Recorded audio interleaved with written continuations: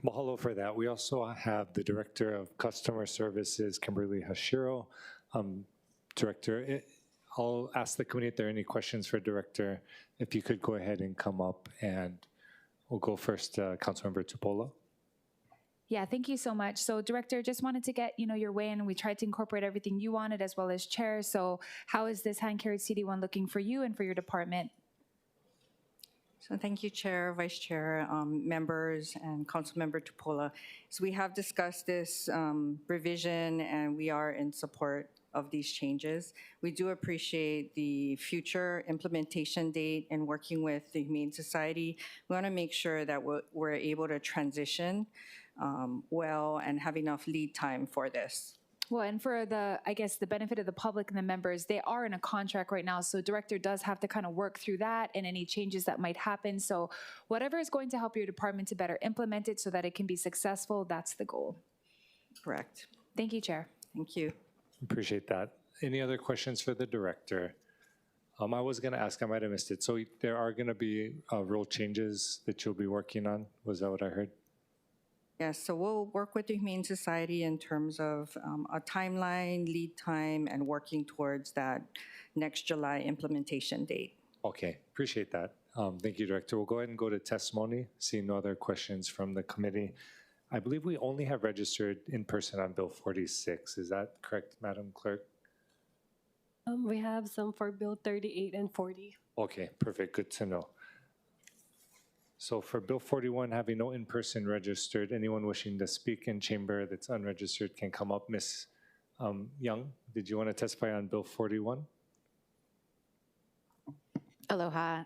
City Council, Angela Melody Young, testifying on behalf of ROAR, Rescue of Animal Rights. So in strong support of the Spay and Neuter Fund, so trap and neuter is the most effective long-term management strategy for the cat overpopulation crisis. Eradicating is not a viable management strategy because that causes cruelty. And so although the predator cats, they will mate with all the little kittens, the most effective way is what's called trap, neuter, and release, right, which is implemented from the Humane Society. So administratively, if it's as easy as possible to get something funded without having to go back to amend the administrative barrier, then Humane Society can work with its outreach partners in the community to work as efficiently and effectively as possible to manage the cat and kittens and puppies. Appreciate that. Mahalo for your testimony. See no questions for the testifier. Anyone else wishing to testify can come up. Seeing none, we'll go to online. Anyone wishing to testify can use the raise hand feature. And we do not have any registered remote testifiers, so we'll go ahead and close testimony. Members, is there any discussion before I make my recommendation on this item? Okay, seeing none, the chair is going to recommend that Bill 41, 2024 be amended to the CD1. And let me make sure the number is correct. The hand-carried OCS 2024-0874/9/23/2024. Any discussion, objections, or reservations? Seeing none, the bill's been amended, and the chair is going to recommend that Bill 41, 2024 CD1 be reported out for passage on third reading. Any discussion, objections, or reservations? Hearing none, so ordered. Mahalo, members, and mahalo, Director, again for being here. We'll move also to one more item out of order with the committee's indulgence. Agenda item number 5 for action. This is resolution 24213, requesting the city administration to provide and manage recycling receptacles in city parks and recreational facilities. I believe we do have Director Thielen present for this agenda item. And yeah, if you want to go ahead and come up. This was introduced by Chair Waters. I want to mahalo him for his efforts. And Director, I'll go ahead and turn it over to you if you have any comment or thoughts on the resolution. Okay, thank you, Chair Weyer and members of the committee. Laura Thielen on behalf of the Department of Parks and Recreation. The department does support this resolution. We have met with the Department of Environmental to talk about their program that they have for permittees of large events. So what we thought is we could phase this in. We can begin with expanding that program of providing permittees of large events with the temporary recycling stands and bags for them to be able to collect and then recycle bottles and cans after the events. And then we will identify some of our larger parks to pilot recycling containers. Environmental Services is helping us in looking for a type of container that would work where we could stake it down next to our rubbish cans so we don't have theft. We currently have a number of people that will go through our rubbish to pull out recycling and to recycle it. So we're not looking to recycle, but actually this could be a win-win where it's easier for them to then use the container to pick up the recycling and there's less rubbish that's left on the ground when they're going through the garbage can for our maintenance staff to have to pick up afterwards. So we kind of would like to pilot that in some of our bigger parks and see how that works. And if it works well, then we could expand it in other areas. Appreciate that. Mahalo, Director. Were there any questions? Councilmember Tupola. Just real quick, Director, the only one that I saw work really well is the one in Waikiki that the Waikiki Business Association did, the heftier ones that you can't pull things back out of the trash can, because I was immediately concerned about that.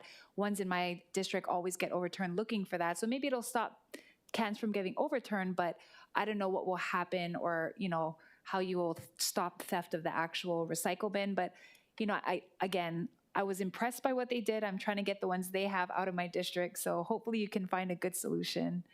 And again, we are fine if people come in and take the recycling and they take it to the recycling center, because then that's less work, you know, and it's just something that's more efficient. But I think we do have in some cases where the garbage cans may be taken and we do not want recycling containers where they would be stolen. So we would need something similar to the rubbish cans where it could be chained. It's unfortunate that there are a few bad apples that wreck things for everybody else in the parks, but it's a reality. Thank you, Director. Thank you, Chair. Mahalo for that. And seeing no questions from the other questions from the committee, we'll go ahead and go to testimony, Director. Having no in-person folks registered to testify, anyone wishing to testify in the chamber can come forward and identify yourself. Seeing none, we'll go to online. We have one registered testifier, Asa Shimizu. Chair testifier is not logged in. Okay. Anyone else online that's unregistered may use the raise hand feature to identify your desire to testify. I see Kiaʻāina Kane, if you want to proceed when you're ready.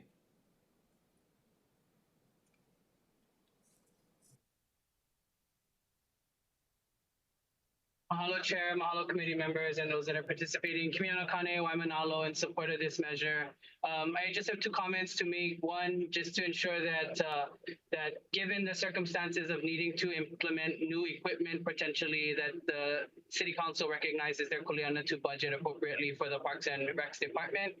And then secondarily, just ensuring that if and when these become available to the community, that there is some community outreach in regards to where the placement of these certain receptacles will be. In our community, some of the receptacles are out of the view, and so they turn into some larger trash piles that community members end up having to pick up. And so I would want to avoid some of that if we can have more conversation around that. Placement is important, but mahalo to the director and mahalo to you folks for considering this opportunity. I think the last thought, Chair, is just to question, where does our recyclables go? Most people don't realize that Hawaii doesn't have a recycling center that can reassess and take this equipment back, and we end up sending it offshore. So it'd be good to know what our kuleana is to that process as well. Mahalo, Chair. Yeah. Mahalo, Chair Kane. Appreciate those sentiments. Maybe a good topic for info briefing as well, as we've also updated our composting bill last year, looking at recycling, composting, and other waste management on island. So appreciate that, those thoughts. Any questions from the committee? Seeing none, thank you again. We'll go to anyone else wishing to testify remotely. you can identify yourself with the raise hand feature. Seeing none, I see Ms. Young present in person, so we'll go back to in-person testimony if you want to go ahead and unmute and proceed when you're ready. Aloha, Angela Melody Young, testifying on behalf of CARES in strong support of the resolution. And so this is going to be with a focus on the climate action plan to reduce greenhouse gas emissions, as well as achieving environmentally friendly parks. And so this is also something that the Honolulu Youth Commission is working on to encourage recycling of single-use plastic bottles, and then also learning about the biodegradable materials. So this is very good for future generations to learn about recycling, as well as learning about the energy recovery process. For example, electric power, which is something that H-Power focuses on. And because pollution is a very important concern. Pollution depletes the earth and its resources. And also for consideration, you can think about working with Bottles for College. Appreciate those Their thoughts. official state event partner. Oh, good to know. Appreciate the thoughts. And anyone else wishing to testify can come up. See none and see no questions for the testifier. We'll go ahead and close testimony. And any discussion, members, before I make my recommendation? Seeing none, the chair is going to recommend that Resolution 24-213 be reported out for adoption. Any discussion, objections, or reservations? Hearing none, so ordered. Appreciate it again, Director. Appreciate also all your work on the Rocky Point homes as well. So mahalo again. We'll go back to action, agenda item number 1. The beginning of the agenda. This is Bill 38, 2024, FD1, CD1, amending a portion of the Oahu Watershed Management Plan enacted by Ordinance 90-62 and codified as Chapter 30, Articles 1, 2, and 3, revised ordinances of Honolulu 2021 by adopting the East Honolulu Watershed Management Plan. I believe we have Program Manager Barry Usagawa, and don't believe Director Apuna is here, also working on many issues today. Manager Usagawa, I turn it over to you if you have any thoughts or anything you wanted to add. Thank you, Chair and Vice Chair and members. Barry Usagawa, Board of Water Supply. We submitted supporting testimony for the plan. I just wanted to note that the plan is required by both ordinance and Chapter 30 and by state statute, Chapter 174C, the State Water Code.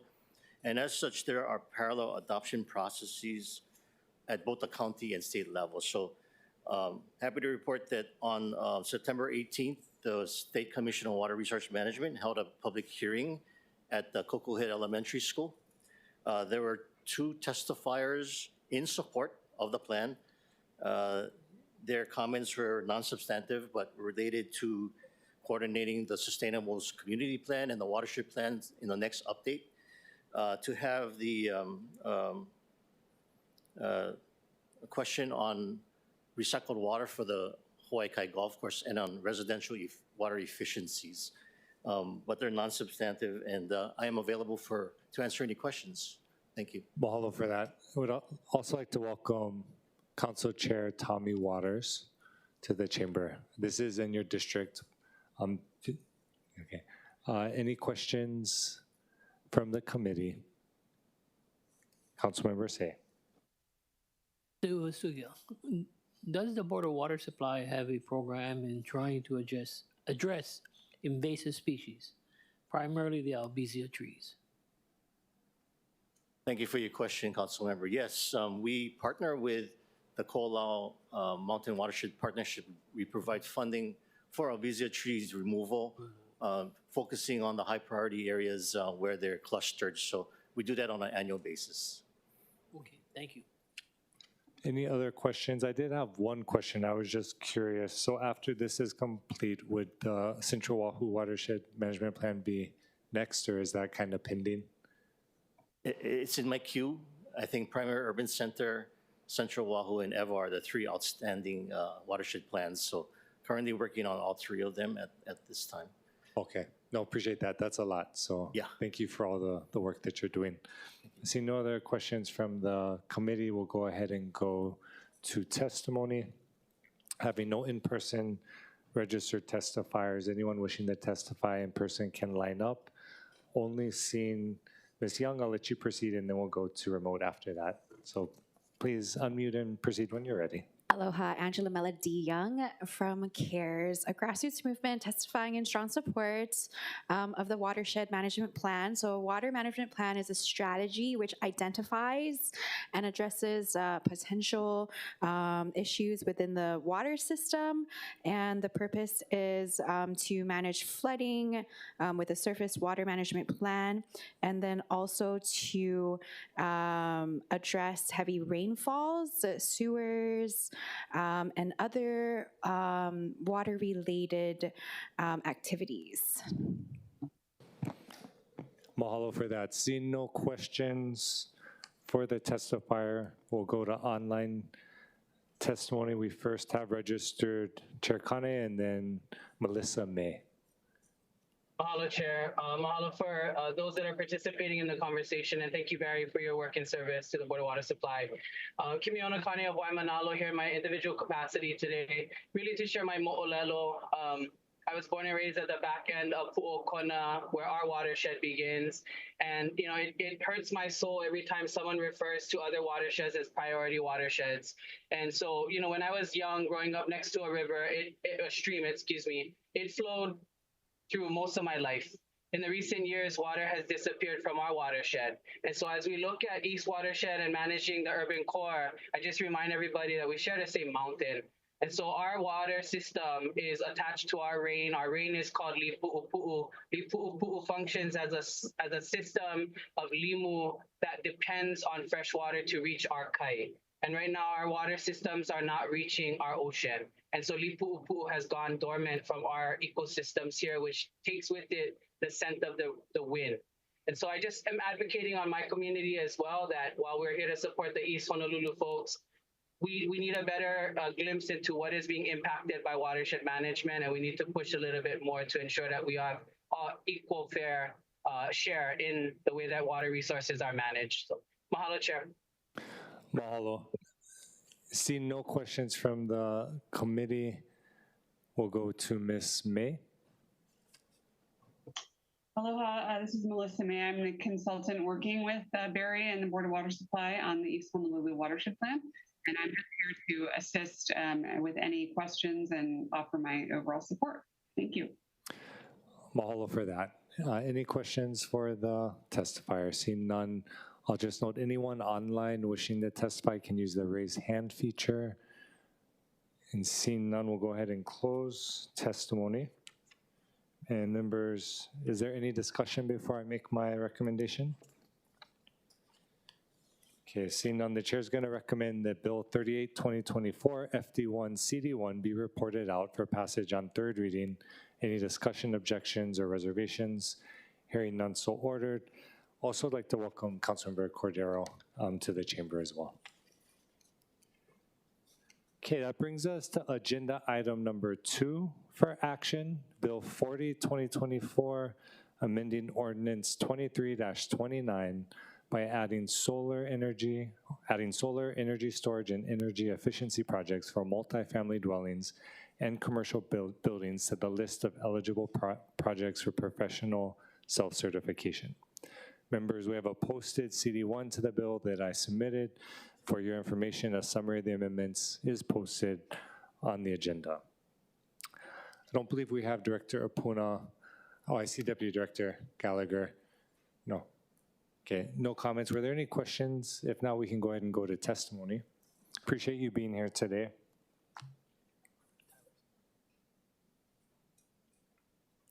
Also, I'd welcome Councilmember Dos Santos Tam to the chamber. Thank you. Question, sorry. Yeah, actually, yeah, I did have a question about this bill and Deputy Director.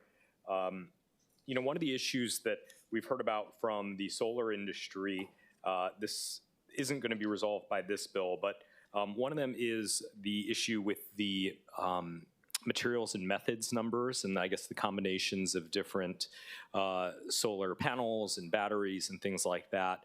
And I guess each instance where there's a different panel that's connected to a different battery has a different material method number, and I guess that makes it very difficult for the solar installers to do the work, because I guess every combination needs some kind of special DPP approval. Has that issue been resolved? Are you familiar with that at all? Yes, I am familiar with that. Thank you, Council. Thank you for the question. So my understanding of how the MM numbers, or the materials and methods, was created was, it was under the assumption that a lot of solar installation equipment would be similar. It would be same number of panels, same inverters connecting to an electrical panel, there's a controller, but a lot of it would be pretty similar. So if there was a submittal to DPP, they could review it one time. If it was approved, say you'd get a number, so DPP and whoever was installing equipment didn't have to go through the same plan review process over and over again. It's like, hey, you got an approved number, we've seen it before, it's all good, move forward to getting your permit. I think some of the issues that we've had with the MM numbers is it was what's considered options, where we would see plan submittals, like here's your electrical panel or solar panels, here's your inverters, but it's like, oh, here's an optional generator or an optional other equipment that we didn't know what was being submitted with that. And so if you're doing an electrical analysis, you know, say a licensed electrical engineer, it becomes kind of too large or too difficult to analyze. There's some good things with that we were trying to work with, but we have been able to make some progress within that process. There's two sides. One is residential, how you get a PV solar panel system improved on residential buildings, and there's one for commercial. The residential side is considered to be what we're considering far simpler. They're technically much smaller, far more direct in their installation and design. And we have made an improvement with the local PV industry recently, where we're no longer going to require an MM number. What they're going to install is what's considered site-specific, which is what Outer Island does. So every application that comes in for review is going to be, okay, this is the property, this is on your residential home, this is the connection, these are the panels, and then they're going to also submit what is a manufacturer's operations manual, various certifications listings, and then that's going to help them get their permit through. They seemed happy with that. That was actually their suggestion, to actually get away from the MM numbers. We're okay with it too, because yeah, there were issues with the MMs, and it became confusing for both sides. Okay, great. Thank you for the very thorough answer. Mahalo for that. And could we also just get you to state your name for the record too, Deputy Director? Yeah, apologies. Yeah, Brian Gallagher, Deputy Director, DPP. Mahalo, appreciate that. Were there any other questions from the committee? Seeing none, we'll go ahead and go to testimony. With no in-person registered, anyone wishing to testify that's unregistered can come up. And seeing none, we'll go to online. We have Rocky Mold, if you want to proceed when you're ready. Thank you, Chair Weyer, and thank you, members of the committee. I'm Rocky Mold, the Executive Director of the Hawaii Solar Energy Association, here to testify in strong support of Bill 40, and I'll stand on my written testimony submitted, and I'm here for any questions if you have them. Also want to reiterate what Deputy Director Gallagher just said. We have come to a resolution on the MM number issue. Industry is ecstatic about it, and we are very thankful to the administration for coming to the table and working with us to resolve the MM number issue. So I can confirm that it is resolved as far as we're concerned, and the process that was put in place is a huge improvement. So thank you very much for that. Thank you. That's wonderful news. Appreciate that. Any questions for the testifier? Seeing none, we'll go to Sandy Wong. And anyone else wishing to testify online can go ahead and raise your hand using the raise hand feature.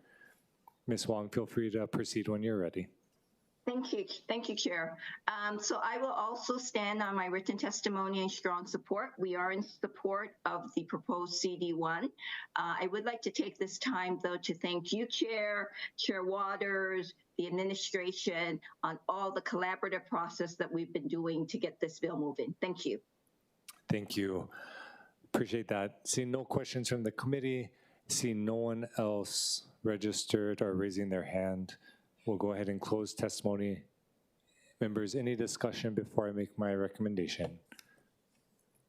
I did want to just echo the sentiments and say mahalo to, of course, Rocky, Sandy, everyone from Hawaii Solar Energy Association and all the other stakeholders that were involved. And then, of course, to Deputy Director Gallagher here today and Director Apuna, particularly for just engaging in the conversation right through meetings and talking through some of the disagreements, and really glad and grateful and appreciative of where it landed us and that we're able to move this forward and move the conversation forward as well to improving and speeding up and streamlining our permitting process.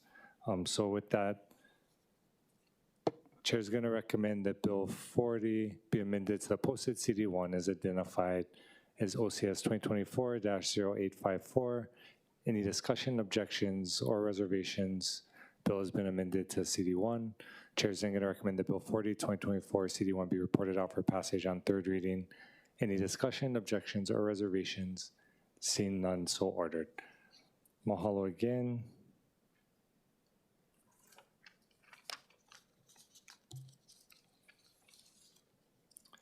And then that will bring us to agenda item number 4. For action, Bill 46, 2024, addressing the taxation of vacant residential properties in the city and county of Honolulu. Members, we have 2 posted proposed CD1s to the bill submitted by myself and Councilmember Kiaʻāina. For your information, a summary of the amendments are posted on the agenda and the agenda addendum. I did want to also welcome Professor Robert Perkinson, who's here today, along with his American Studies class from the University of Hawaii, for participating in this process. And so could we give them a round of applause? Yeah.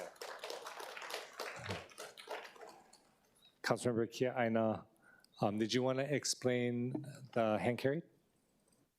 Hand carried, submitted CD. Submitted, yes, my apologies. Thank you so much. Thank you, Chair. As many of you know, based on the previous hearing, I had expressed concerns about the proposed budget allocation on the previous CD1 proposed by the chair.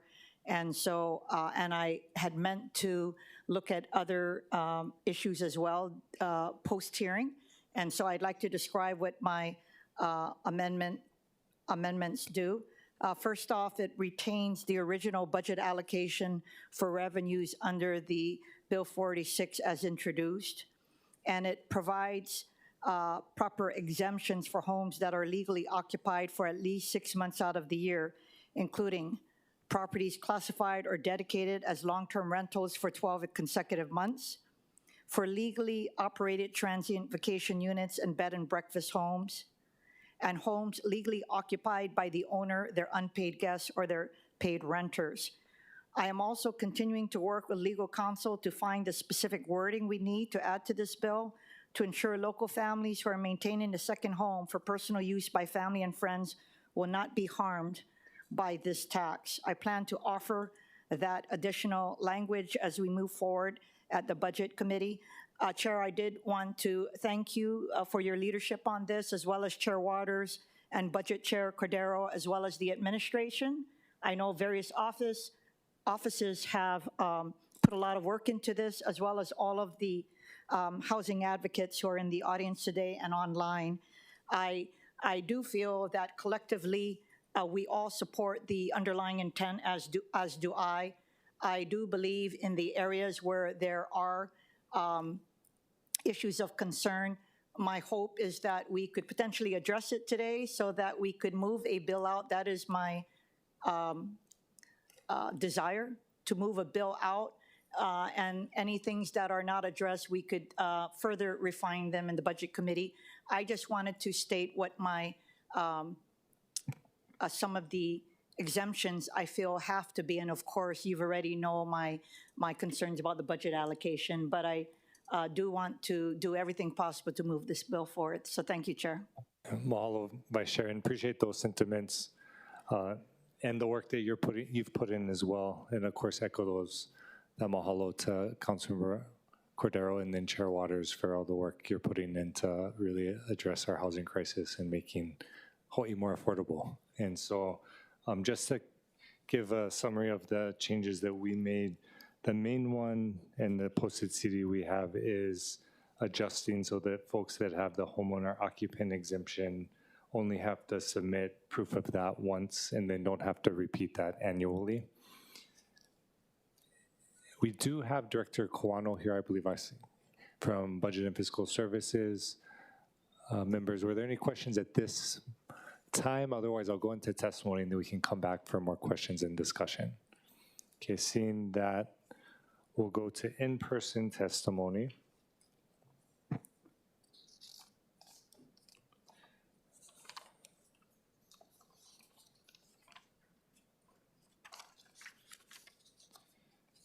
Okay, and I'll go through registered testifiers first. So we have John Tavares, and then if the following folks want to start lining up or coming closer, Javier Rios Garcia, Miley Skinner, and then Hannah Zambrano. Mr. Tavares, if you want to go ahead and unmute, identify yourself by name, and then proceed. Aloha, my name is John Tavares. I'm born and raised here on Oahu from Kailua. I'm here to express my strong support for Bill 046, the empty homes tax. This bill is critical in addressing the housing crisis that's pushing locals out of our own communities. I've seen family and friends struggle to afford homes in Hawaii, while many properties sit empty, owned by wealthy out-of-state investors who have no connection to our neighborhoods. Right now, Hawaii has 70,000 vacant homes, while we face a 50,000 home shortage. This imbalance is forcing local families to leave the state, including some of my relatives. I love Hawaii, and I want to stay here to raise my future family, but I'm not exactly sure if that's even possible with the way things are going with the housing situation. Homeowners who can afford to leave properties empty should contribute to solving this crisis. And passing Bill 46 is about protecting our community. And I strongly urge the council to prioritize local residents over absentee owners. Thank you for listening to me. Mahalo. Any questions for the testifier? See none, thank you for your testimony today. We'll go on to Javier Rios Garcia. Good afternoon, Chair and members. My name is Javier Omar Rios Garcia. I live in 44-118 ʻIKENāKEA Drive, Kaneohe. I'm so grateful being in Professor Parkinson's class because I didn't know how much this would hit home. I was homeless for 2 years, since 2020 September. And another date that I remember is when I came out of homelessness because of U.S. vets, May 8th, 2022. And I must say that it was such a blessing because I get to go to work, go to school, change careers, and get assisted by the VA in that sense. The only problem is that now that I move out of my lease because my rent went from $3,600 to $3,800 for me, myself, and my daughter, my spouse and my daughter, it's impossible. I went yesterday to the Haiku Hale condominiums, which I found out that there are so many units that have been bought off and not used for several years. They're empty. And I think that it is a very important topic, and I thank you so much for bringing this to attention to all of us. And we need leaders like you. Thank you very much. Seeing no questions, mahalo for your testimony. We'll go to Miley Skinner. Hello, everyone. My name is Miley Skinner. I was born and raised on Oahu's North Shore in Wailua. I come from a multi-generational Puerto Rican family that has lived here since the sugarcane era, and Hawaii has been my home for many generations.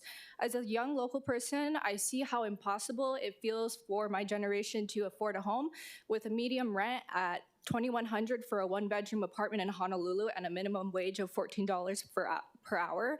Many of us can't even dream of buying a home or instead even affording rent. I've watched many friends, mainly locals and natives, have to move away to places like Vegas and Arizona because the cost of living here is just too high. That is why I support Bill 46, the empty tax home. We have 34 vacant units on Oahu, mostly owned by absentee investors. Taxing these properties would encourage owners to rent and sell them, creating more affordable housing for people like me. We deserve a chance to live and thrive in the place our family have called home for generations. Bill 46 gives us hope for that future. Thank you. Seeing no questions for the testifier, thank you for your testimony. We'll go to Hannah Chriselle Zambrano, followed by Mahealani Ioannis, and then Albany Coate. Please proceed when you're ready. Thank you. Okay. Good afternoon, Chair and Committee. My name is Hannah Zambrano, a recent UH graduate and a resident of Manoa. Thank you for this opportunity to testify in support of Bill 46. Price out of paradise. We've heard the phrase time and time again. For Native Hawaiians, the reality is that Hawaii is more than just a paradise. For Kanaka Maoli, this is home, and no one should be houseless in a place that they call home. Nor should Hawaiians continue to be displaced from their land, especially when there are over 30,000 vacant homes right here on the island of Oahu. An empty homes tax is a step in the right direction towards increasing the availability of housing at rates that locals can afford and for increasing funding for more affordable housing. Thank you. Mahalo. See no questions. Thank you for your testimony. Next, we have Mahealani Ioannis, Albany Coate, and then Piper Neri. Okay. Aloha, my name is Mahealani Ioannis, and I was born here in Hawaii. And growing up, I was always kind of familiar with the issue of homelessness and the costliness of housing. And as time passed, the issue only continues to increase. And due to that, some people have ended up homeless. And every day you can see people either living on the streets, living through their cars, or just couch surfing. And it isn't just the homelessness population that's suffering, but the middle class as well.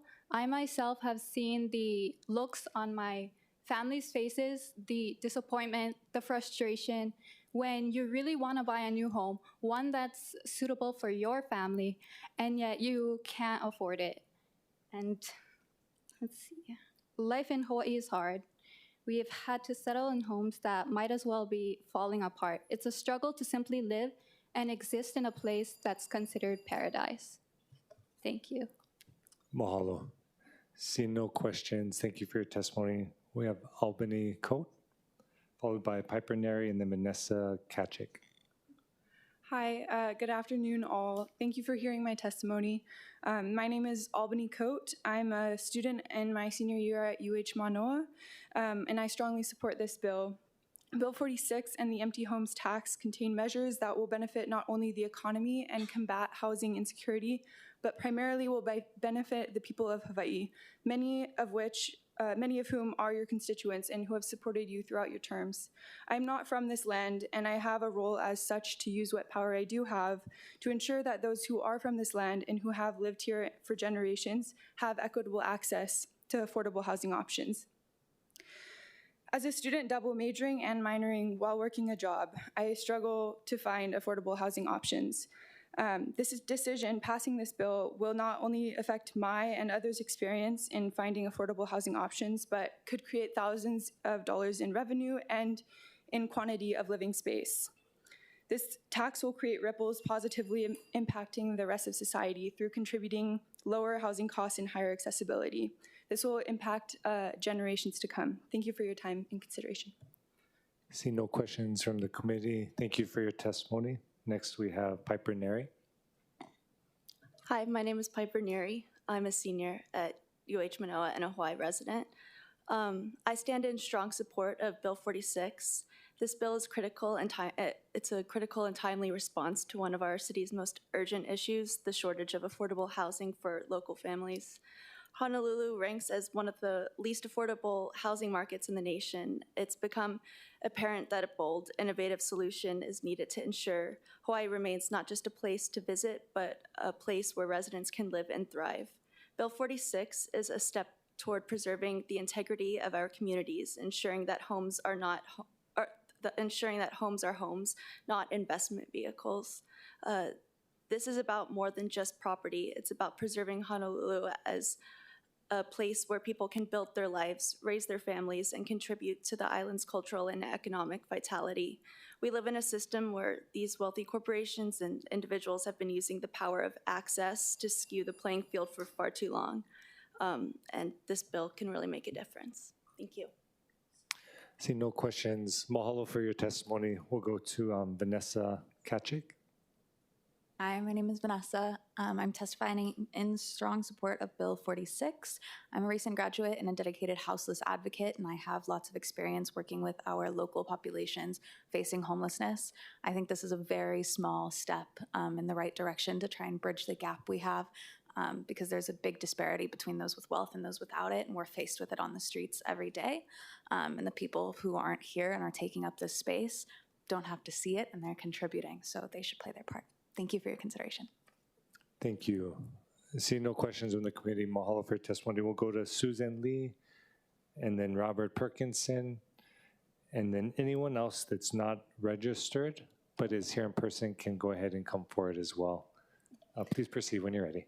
Aloha, excuse me, aloha Chair Weyer and Vice Chair Kiaʻāina.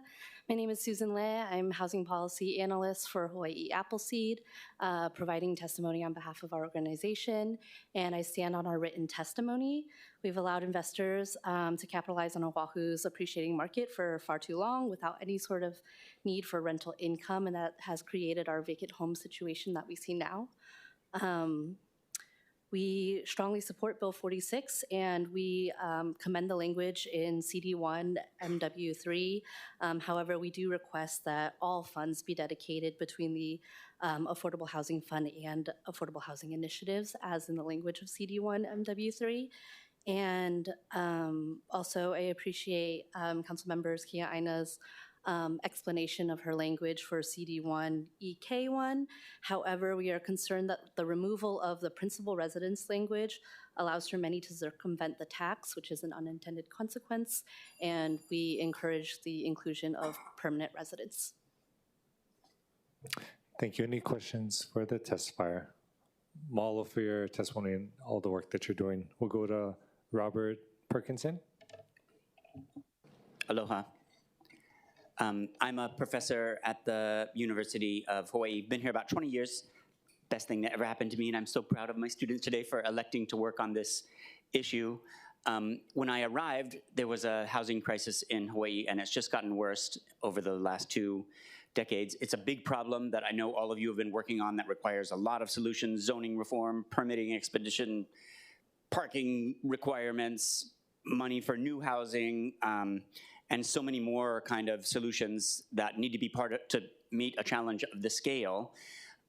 But all of those require time and money, and that's part of the beauty of Bill 46, is that it provides money and allows us to move inventory, increase inventory in the housing market immediately.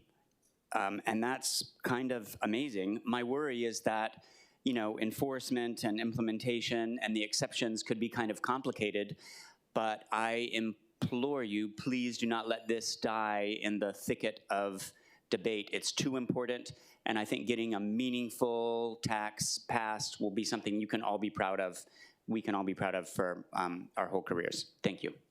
Thank you. I did have one question, because you mentioned that they elected to participate, so I wonder if you could just share a little bit about that. Well, this is a class on social movements, so they learn kind of history of social movements, but also we try to like practice and choose something to try to make change on in a single semester. So I worked with a number of community organizations and campus organizations to choose some bills or initiatives that might have a chance, and they chose this one, and I think they were really smart to do so. Appreciate that. and appreciate everyone being here. Makes me super excited for that we have so many future leaders.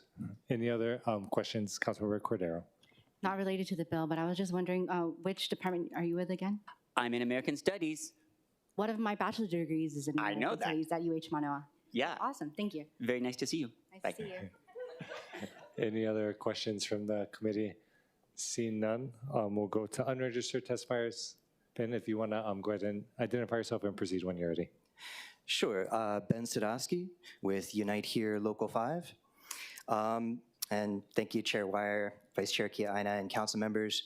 I'm here today with a number of our members. We came directly from the picket line. As many of you know, Local 5 is on strike now at the Hilton Hawaiian Village. We had a strike a few weeks ago affecting other hotels. And one of the big reasons that we need to go on strike and fight for better wages and all of that, and better workload, or better staffing, is because of the cost of living, because it's so hard for people to get by here, and because housing is such a huge component of that, and it has become so unaffordable.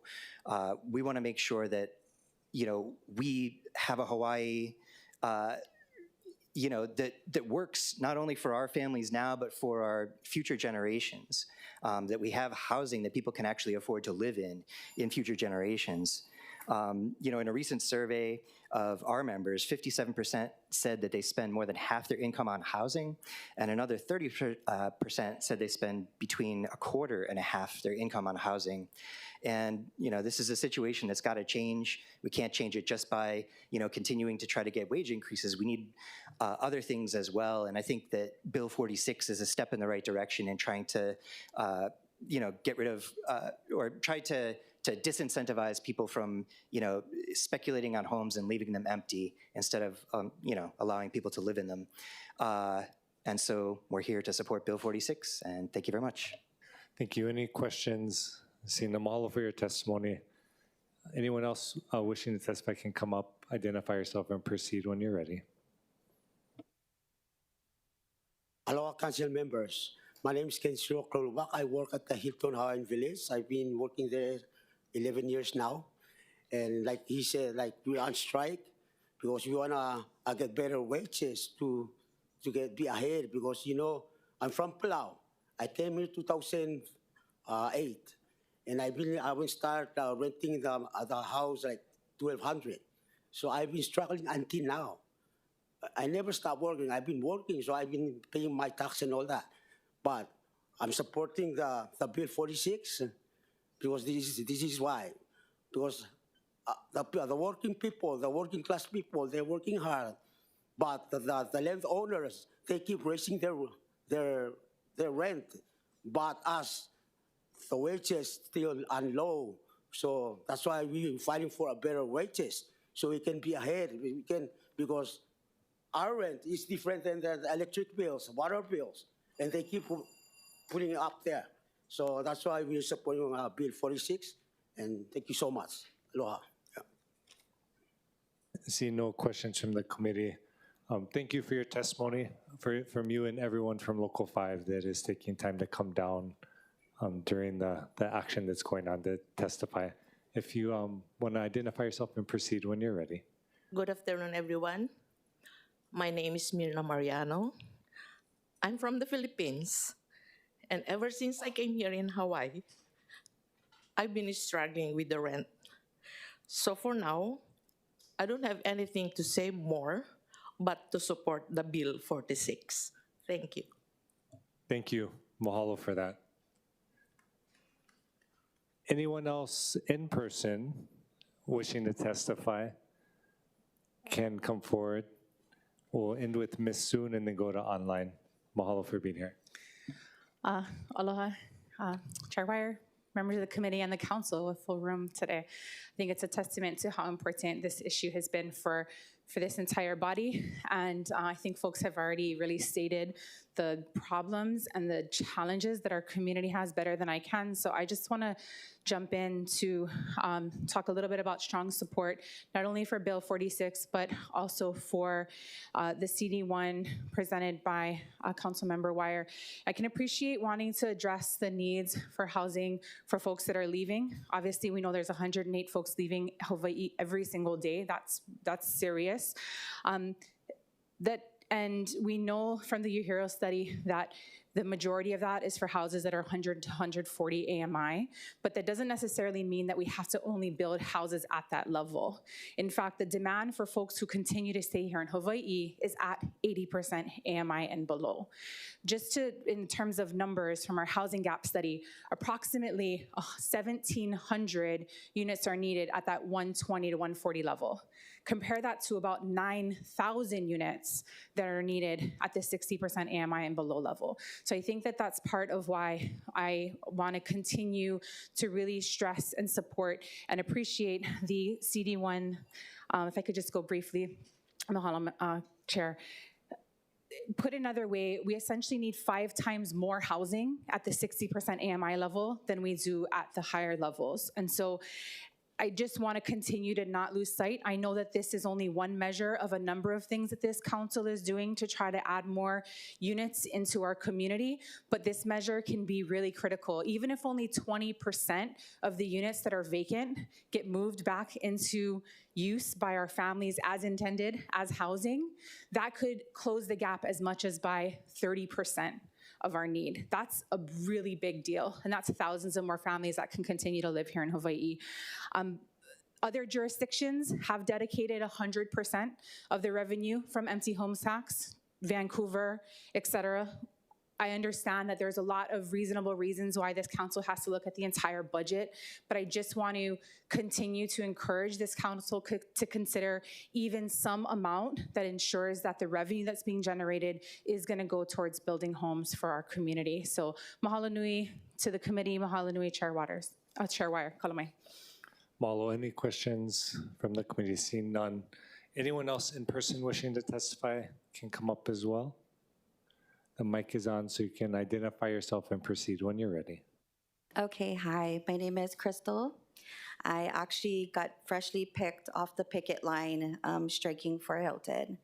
The reason why I am coming up here really nervous and not appropriately dressed is because I am a single mom. I have a disabled son that is already 23, and I have a daughter that's 14. I live in the probably ward area. I'm very blessed. I live in an affordable property, Kamakee Vista. I love where I live, but it's growing, and there's a lot of $1.3 million homes. And I can't afford it anymore. The more a building gets built, the more my rent increases with a deposit. And every year, there's a new building built, which is fine, but for instance, like Weyer is not fully even housed with people. So long story short, I live it. I'm a single parent. I work very hard. I'm striking with Hilton, but it's still not enough. So I hope you folks can really take a look at the Bill 46 for our community and our local people. Thank you. Thank you. Seeing no questions from the committee. Anyone else wishing to testify in person? Ms. Young, were you going to testify on this item? Okay, Malo, the mic is on, so you can identify yourself and proceed when you're ready. Aloha, Angela Melody Young, testifying on behalf of CARES, priced out of paradise.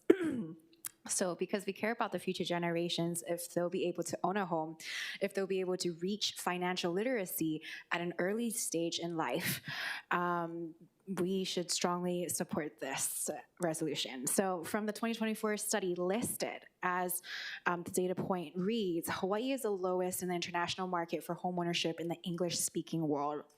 At the council, we're talking about down payment financing loans and as well as balancing inspiration for development with government subsidies. So pushing forward on review processes, for example, to expedite environmental review standards and without compromising on safety. So you can have buildings that are empty because foreigners are buying out the buildings, but you can also have empty homes and low home ownership because there are no eligible financing loan down payment options for students. So the solution will be a diverse mix of proposal, creating a set of standards to be implemented and integrated with the state, I think is a good idea. The state enacted a resolution for HHFDC to create an action plan to guide development and housing, and listening to the students on what their plans and strategies are to grow development is very important. China has almost 100% home ownership. China has a social security housing fund. We need to match this energy. Mahalo. Seeing no questions from the committee. Again, anyone else in person wishing to testify can come forward. Seeing none, we'll go to online registered. We'll start with Levi Brooker, then Kelly Lee, and then Jim Tree. Hi, Levi Brooker, testifying in support of Bill 46, CD1. I just want to thank the council for acknowledging that 30-day rentals in Kiaʻāina should be exempt from the empty homes tax. We do serve a purpose, and they are not empty. CD1 is fair and well written, and my family is grateful and supportive at this point. Hopefully this provides some temporary relief, and the city can shift its focus to incentivizing and approving a ton of new affordable housing development to further address the issue. Thank you. Thank you. Seeing no questions from the committee, we'll go to Kelly Lee.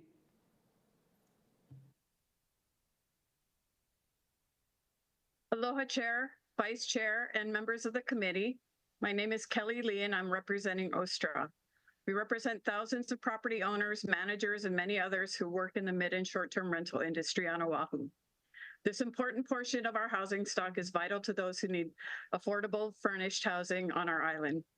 We believe an empty homes tax bill will greatly help with the goal of increasing housing availability and proper taxation as long as those houses are truly empty. For this reason, we oppose the original Bill 46, but we do support Chair Weyer's CD1 to simplify the rental requirement. We suggest adding the following amendment from Vice Chair Kiaʻāina CD1 to Chair Weyer's CD1, change the exemption for a dwelling unit that is the principal residence of one or more of the owners for at least 6 months in the tax year to a dwelling unit that is physically occupied by the owner, renter, or other permitted occupant of the property for an aggregate total of 6 months or more in a tax year. We appreciate your consideration and hard work to support our island's housing needs. Thank you. Mahalo.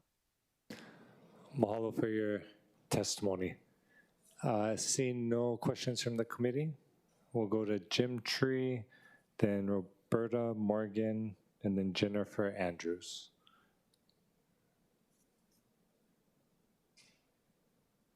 Thank you. To be frank, I almost had a heart attack when I saw that OSTRA was supporting the empty homes tax. You've built a consensus, and among the community almost, there's not too many people left, as long as it's truly an empty homes tax and not a tax on homes that are occupied, but only occupied by certain classes of individuals. Chairman, in your version, your first two exemptions would require the home to be occupied by a principal residence to be able to count for the 6 months. And if there wasn't a principal residence in the place, even though there was a student going to UH Manoa who didn't plan on having that be their principal residence, and principal residence is defined as a person that when they're absent from the place, they intend to return there with the intent to reside, and a person can only have one primary residence. So now a Hawaii owner owns rentals that they rent out to students, but the students isn't their primary residence, so they get slapped with the empty homes tax, so you can't rent to students any longer. That hurts Hawaii. That hurts Hawaii residents. That hurts people with second homes. I have a friend that inherited a home from his parents when they died. He's got 5 children that had to move to the mainland because of the housing crisis and not being able to afford Hawaii, but they still visit home. He kept that second home that he inherited from his parents, and it's occupied all the time. but never would it be occupied by a principal resident. It would always be occupied by his children coming back to spend time with their grandpa and dad in Hawaii to get a little bit of that paradise. And so to include that it has to be a that the renter has to be a principal residence just doesn't make sense. And so I strongly encourage you to exchange those first two exemptions for Councilmember Kiaʻāina's exemptions, which would not require a principal residence to be the occupant. The second one, Councilmember, is a little confusing, and maybe the wording is such that you didn't intend it to be a principal residence. It says that dwelling unit is the principal residence of a renter or other permitted occupant. So does that mean that the permitted occupant also has to be a principal residence? I think that's a reasonable interpretation, but it's ambiguous. And so if it's not meant to be that way, maybe that wording could be changed. The dwelling unit is the principal residence, or if not a principal resident, then it must be a permitted occupant, to make it clear that principal residence doesn't apply to both renter and permitted occupant. Thank you. Thank you. Any questions for the testifier? I'll just share, because I know you're testifying, but just to kind of talk through some of the items you brought up for thought. So I think the intention of the definition of permitted occupant was mainly to acknowledge that you may have a renter, or you may also have someone residing there, like family, or say your kids or your parents or whatnot, that maybe aren't paying rent or any type of consideration for the property, but they're still a permitted occupant in the sense that if the place is being used for housing, it's still exempt from the tax. And then secondly, on the principal residence, I think the intention was to acknowledge that, particularly if someone's on Oahu, which is why we added in the documentation that could relate to employment or education on Oahu, that their principal residence would be somewhere that they're dwelling, right, using as that main address for documentation purposes where they intend to come back to. Just wanted to share those and maybe give you an opportunity to give some more feedback. So I'll just ask Mr. Tree if you had any thoughts on that or wanted to digest it, and of course we can talk about it later. Yeah, I'd like to. Thank you very much. I appreciate that input. And I kind of thought maybe that was the purpose behind that second one, that it could be either a principal residence or a permitted occupant. But I spent several years working as a city attorney for this council, drafting land use ordinances and reviewing them. And I would say this language is ambiguous, because it could mean either one of those. The principal residence could apply to both renter and permitted occupant, or it might be they're two separate things. So I think there needs to be some language there to clearly show that it's two separate, and either one of those is fine. And then that would be great on the second one. On the first one, I think we have the same situation where we have an owner that may not be a principal resident. For example, somebody that comes from Maui to visit a second home on Oahu, and he's staying there for a substantial period of time, but it's not his principal residence. So to me, the idea is, and the purpose of the bill is to make sure there's no empty homes, because that drives up prices. It's ineffective. And so, but if it's being occupied, being used, that's a different story. Then maybe at some point we have a residential B category. It's a little bit higher for those people that it's not their primary residence, but we don't hit them with the empty homes tax. Mahalo, appreciate that feedback. Councilmember Cordero, I believe, has a question as well. Thank you, Chair. Mr. Tree, I just wanted to know, I'm looking at three different versions right now. Which one were you referring to? I was referring to the CD1 MW3. Okay, thank you very much. Thank you, Chair. Yeah. Thank you. And I believe that is actually probably the same definition in the prior CD as well. Yeah. Mahalo, Mr. Tracy. No other questions from the committee. We'll go to Roberta Morgan, followed by Jennifer Andrews, followed by Natalie Awasa. Thank you, Chairman. This is the first time I've ever testified in public, so I'm a little bit nervous, but I also appreciate some of the revisions that have been made, especially the one about changing the principal resident to just occupied by the certain classes of people that are allowed. And part of that is that I grew up in California, and I would like nothing more than to have Hawaii be my full-time home.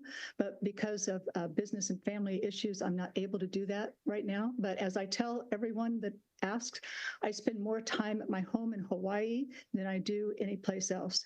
So I am probably there 6 months out of the year, but some years maybe it's a little bit less. So I would hate to get hit with a big tax when I'm just not able to be here.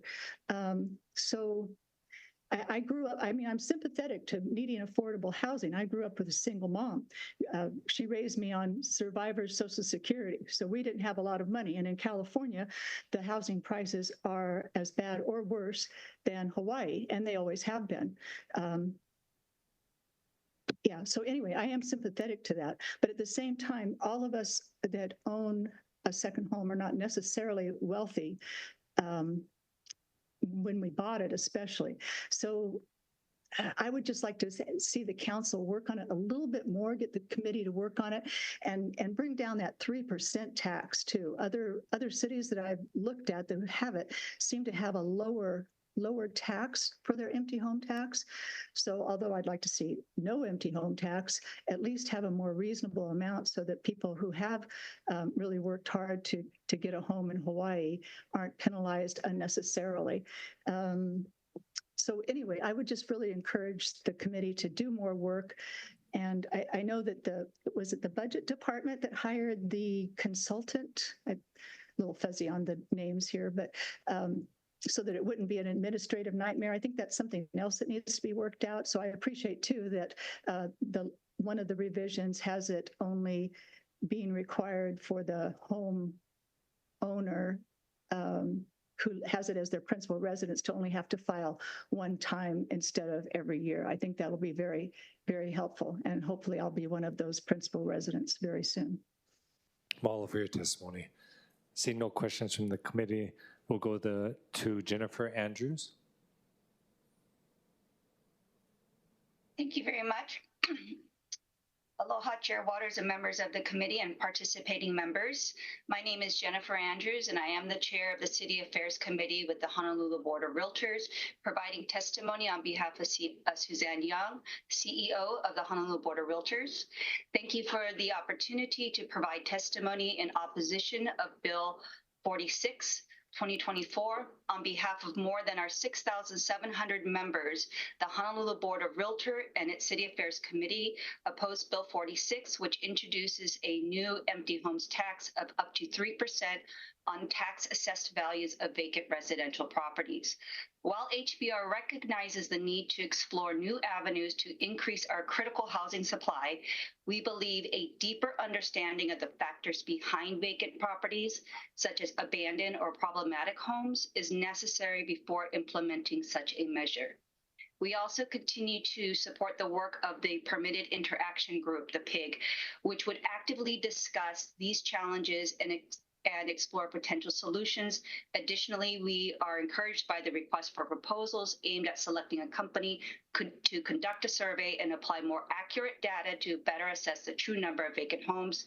We preferred advocate for a comprehensive housing strategy that emphasizes affordability across all housing types to ensure a prosperous future for Honolulu's residents and communities. HBR maintains committed to ongoing dialogue with all stakeholders and finding innovative solutions to meet our housing supply needs. Thank you again for allowing us to provide testimony on this important issue that impacts all our communities. Mahalo, Ms. Andrews. Appreciate the work of the Honolulu Board of Realtors and your willingness to collaborate even on other pieces of legislation in the presentation you provided the other day. I believe it was in Planning Committee. So thank you for that. Any questions for the testifier? Seeing none, mahalo again. We'll go to Natalie Awasa if she is on. I haven't seen her yet. Oh, perfect. Please proceed when you're ready. Thank you. Natalie Wassa for the record. I have so many concerns with this bill. I'll just highlight a few. I appreciate the change in the allowing the homeowner exemption to be a method of showing occupancy that will cut down on the paperwork. However, there are still a lot of homeowners who are eligible but don't have one, so they may be caught up in the vacant homes tax. One of the biggest problems with this tax is that it will likely be prorated for anybody buying one of these homes, and a minimum of 75% of the tax would then be prorated for that new homeowner. That tax would be about $22,500 for $1 million home, or $11,250 for a $500,000 home after the second year. This is simply outrageous and could bust a sale for that person. It continues if the person misses the application deadline. It would continue for another full year. Another provision that's unfair is that if there's a second sale within a 5-year period, that second homeowner who wants to sell the property does not get an exemption. So why are we penalizing people just because their circumstances change? It is totally unfair. The CD1 rightfully provides exemptions for short-term rentals. However, I think it's really important to note that that may motivate people to purchase these vacant homes and use them as short-term rentals, thereby bypassing the entire goal of what you have for this bill.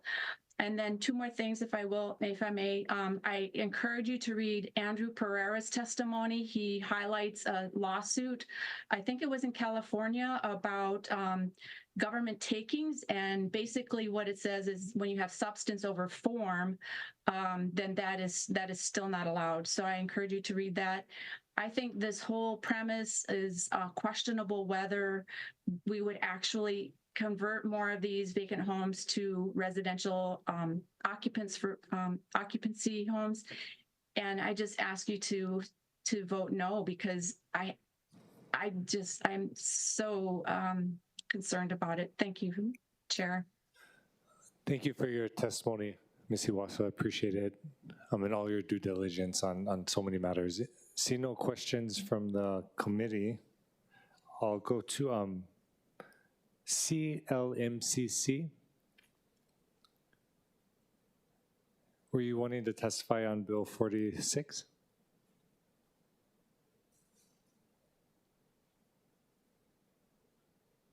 Perfect. If you want to go ahead and if you're able to unmute, I don't hear you at the moment, but I don't see the mute button on, so I'm not sure if we're able to receive your audio. And if you want to try to work on it, I'm going to read through the remaining names that I don't believe are logged in yet, but were registered. And so while you work on that, we'll come back to you again. I don't know if it's advisable to log out and log back in. I'll defer to, no, clerk say no. So we'll see if we can fix the audio. Corinne O'Mahony. No. Nikhil Kurana. Virginia Dudden. Cheryl Wilson. Rebecca Soon was in person. Evan Weber. Okay. We'll come back to CLMCC. I'll let you keep working on it. I'll see if anyone else is unregistered online can use the raise hand feature to identify yourself. And I believe we can keep testimony open and do discussion and come back to her later, or no? Gotta close it before discussion. Okay. Okay. Floor leader? Thank you. I think maybe it's possible that he can reopen it after discussion. No?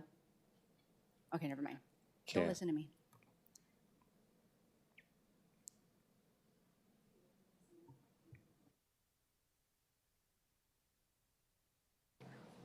Okay. Due to the audio issues, floor leader, were you going to say something? Okay.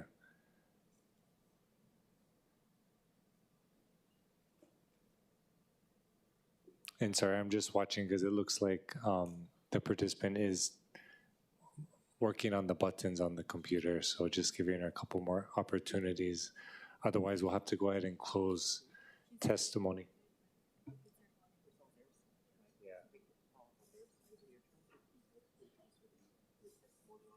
Yeah, but we'll just have.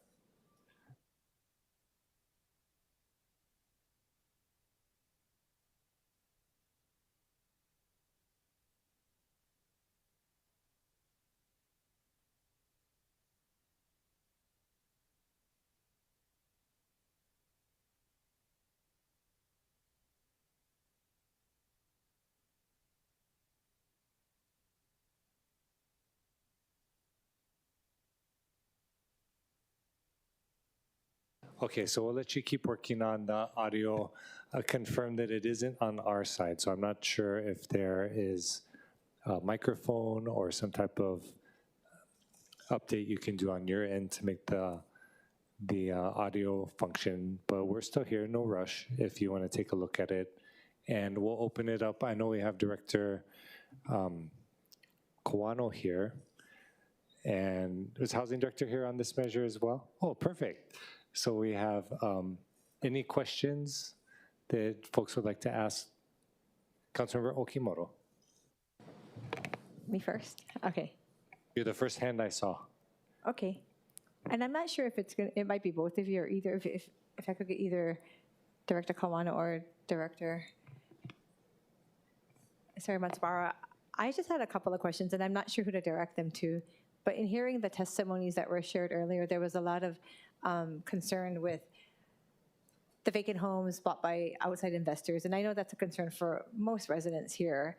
I was wondering if we had statistics, if possible, how do we know which homes are from outside investors versus those that are owned locally? Because I do have concerns that this would penalize local families that have either worked hard or have inherited through their families, hard work. That's the first question. Second was, do we have any information on what this would generate? What kind of revenue would this generate if we did, which we have to answer the first question, how many vacant homes are there? What kind of revenue would this generate for the city if this tax went through? Housing Committee Chair Weyer, Honorable Council Members, Andy Kawano, Director of Budget and Fiscal Services. So we've engaged Ernst & Young to do a study, and one of the deliverables that Ernst & Young LLP will provide is a list of tax map keys that could be potentially empty homes. And we would be able to use that information to come up with probably better revenue estimates, because right now we don't really have any. But there is, it could be, there's a broad range from what we've studied with regard to other U.S. cities. It can be from $10 million to up to $50 million, in that kind of range, and even more depending on how the program is set up. But there would be no way to decipher whether it's an outside investor versus a local family. Is there a way to do that? It's not, we could use address, but it's not, that's not 100% guarantee, because people, homeowners may use CPAs and other advisors that have mainland addresses, and sometimes they put the address, on the mailing address into the system so that the CPA or advisor attorney receives the information. But I think for the most part, we could start there. Okay. It's not perfect, but it'll give us some But not guidance. certain. Okay. Yeah. And in other measures we've had you come before us, and one concern was that it would then require you to have bodies or positions that would need to be filled to do this work. Would you put out some numbers out there, but you're not sure, would the revenue generated be able to cover the cost of doing the administrative services or duties and whatever else that you would need to then gather the data and then process? Yeah, we'd like to provide more input on that. Right now, the draft bills show 5% of the revenues to be used for administrative support.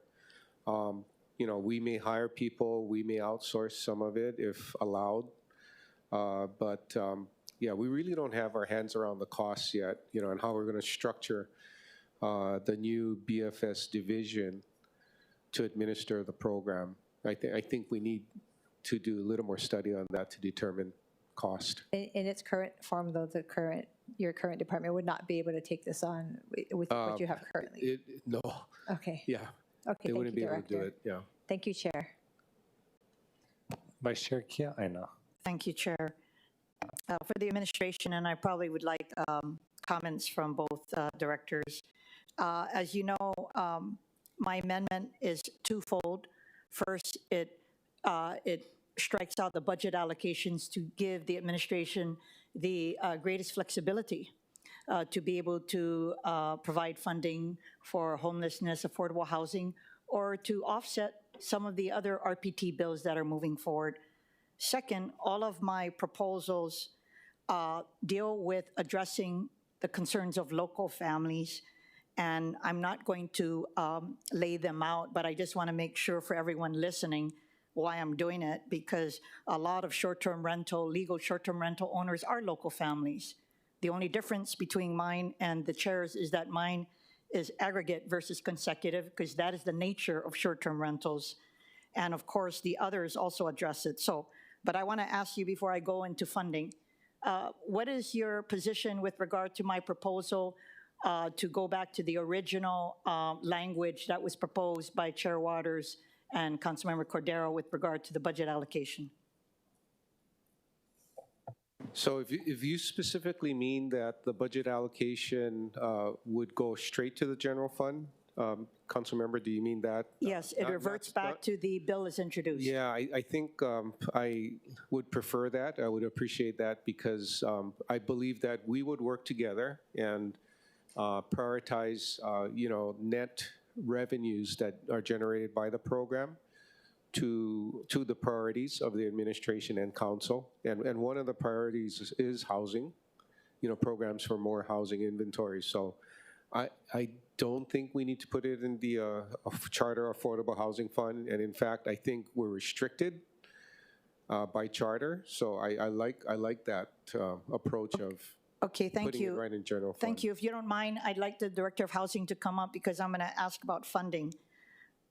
You know, just with regard to this year's funding, we allocated in the budget on top of the administration's proposal $50 million for affordable housing in the CIP budget, and of course $25 million for the Community Revitalization Initiative, which is largely to help with homeless projects.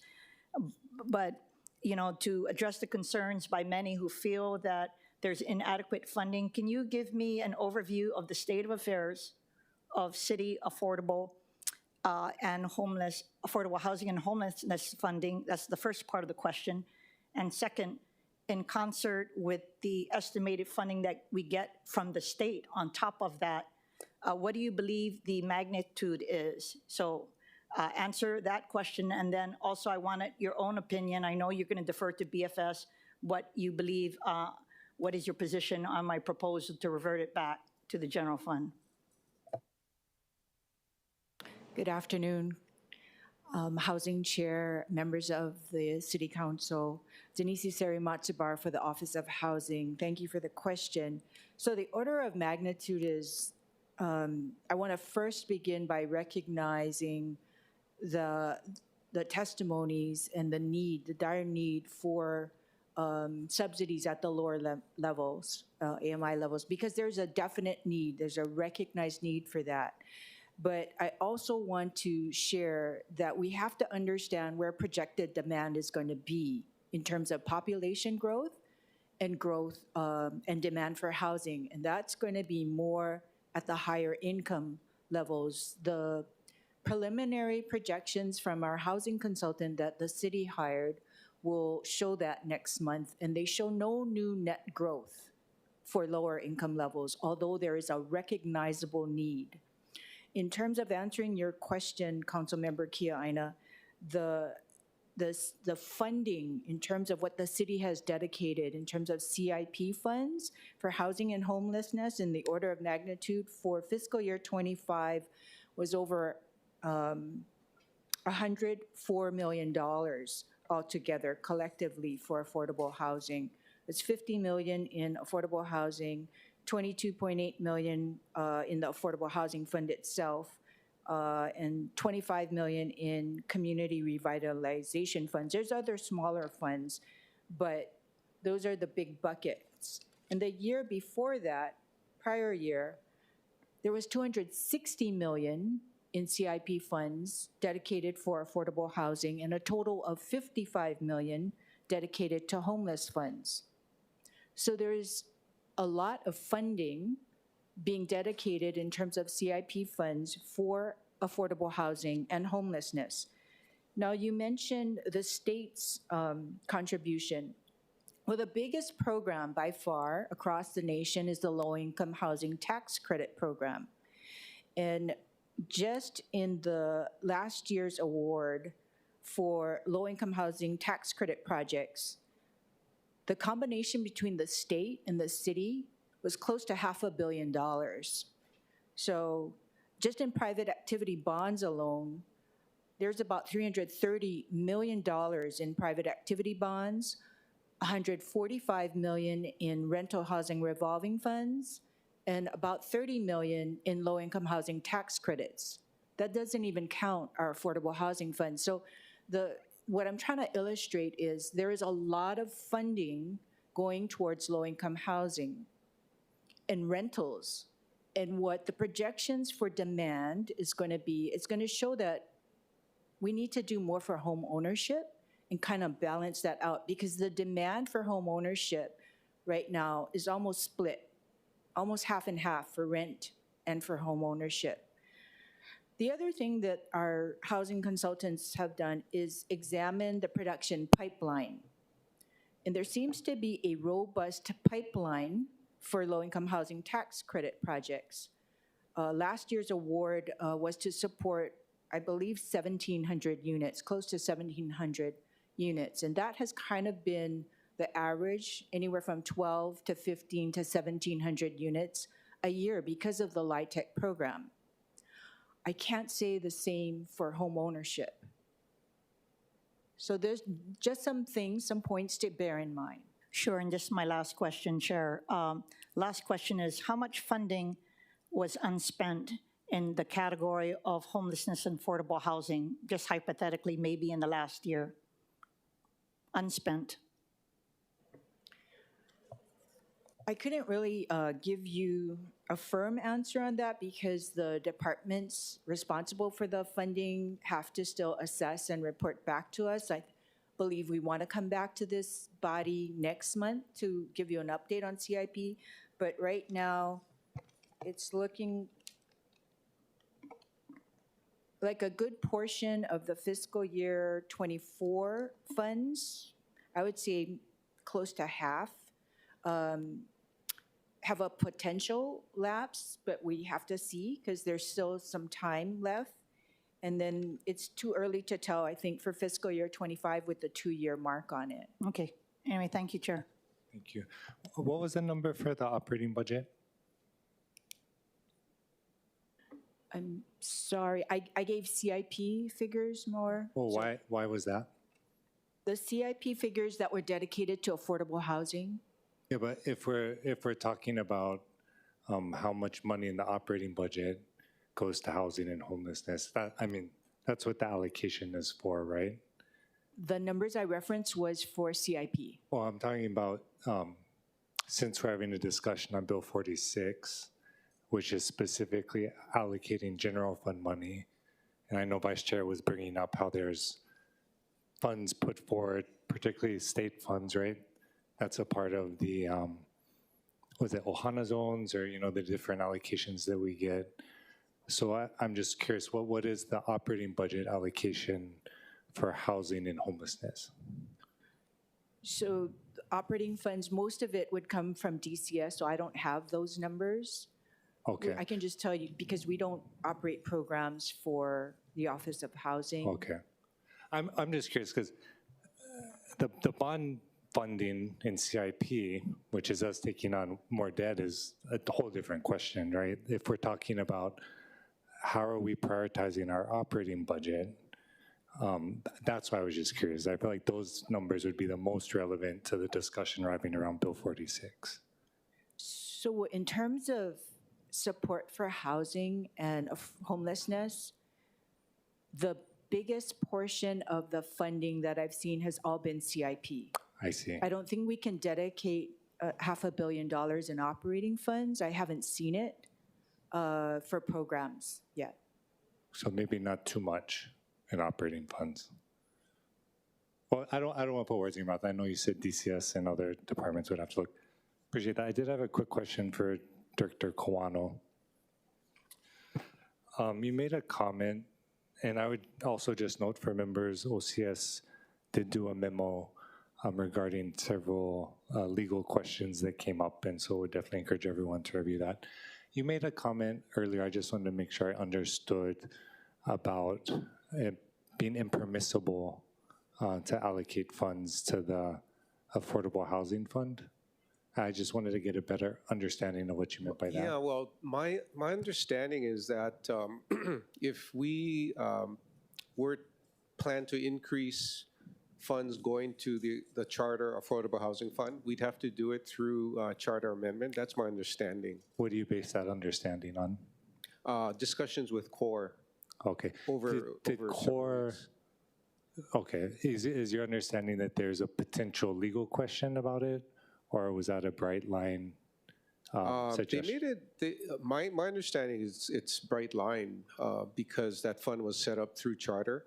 Okay. And in fact, I think recently we attempted to increase the allocation from 0.5% to 1%, but the voters didn't approve it, and the allocation remained at 0.5%. Appreciate that. You're referencing the recent ballot question that would have increased the minimum allocation to the Affordable Housing Fund to raise the minimum allocation from 0.5% to 1%.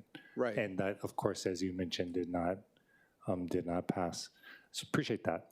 And just wanted to double check. The 5% set aside for admin, is that permissible or are there legal issues with that? Oh, I think it's permissible. My concern is fiscal. Until we understand, what the revenue base is, how we're going to structure the admin component to administer the program, it's hard to formulate the budget, right? No, that's super helpful. I only asked because some folks had gotten this crazy idea that doing these allocations would be appropriating money. And so that's why I just wanted to clarify, so that you're saying that's permissible legal, so there's not an issue with trying to frame our allocations in Bill 46 as us attempting to circumvent the charter or ROH. Yeah, I think, and I think we've done it before. There's precedents, the small transit construction mitigation fund. We have a set aside for admin for that fund as well. So, it's not exactly the same, but the mechanism to set aside funding to administer that program is similar to what we're talking about for the empty homes tax. So I would think we can, yeah. Okay, super appreciate that. And only because words have meaning are important. And so if someone says, oh, you can't do this, when really they mean, oh, I have some questions we should talk through, means two different things. And so I think as long as we're all transparent on what we're trying to convey, which we all are, but I just think that's just super important, not to misconstrue or frame something in a certain way for a policy position, right? Like the law is the law, and then policy goals are policy goals. But I know Councilmember Dos Santos Tam had some questions. Thank you. I wanted to ask about delinquent property taxpayers, Director. Well, first of all, what percentage of property taxpayers are delinquent at any given time? Do you have a rough sense? It's very close to zero because of the paramount lien that's on the property as soon as the bill goes out. So, for instance, the last fiscal year, I think there were hundreds of delinquent property tax dollars owed by different owners We go through a noticing process before we do the foreclosure. By the time we did the foreclosure in, I think, May of last year, there were only 2 or 3 parcels that went through the process. So people paid, and with the interest and penalties, I think if you include that, we actually collect a little more. So it's negligible.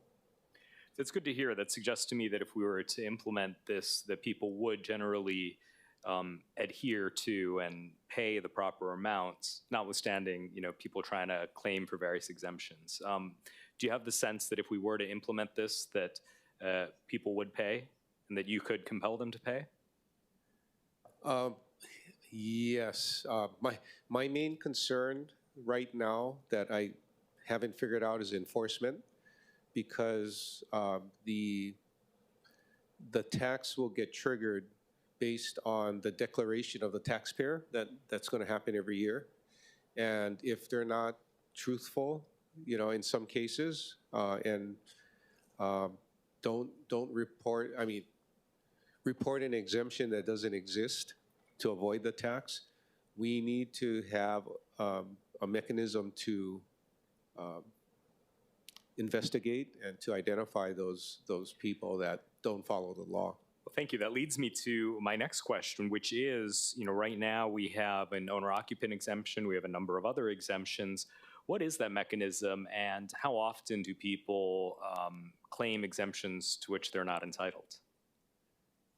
That's hard to respond to, but we share a lot of information with the state. As an example, so every year we get a file from Department of Health for people that have passed away, and we do a file matching. The system does it to help to identify, homeowner exemptions where the homeowner and title has deceased.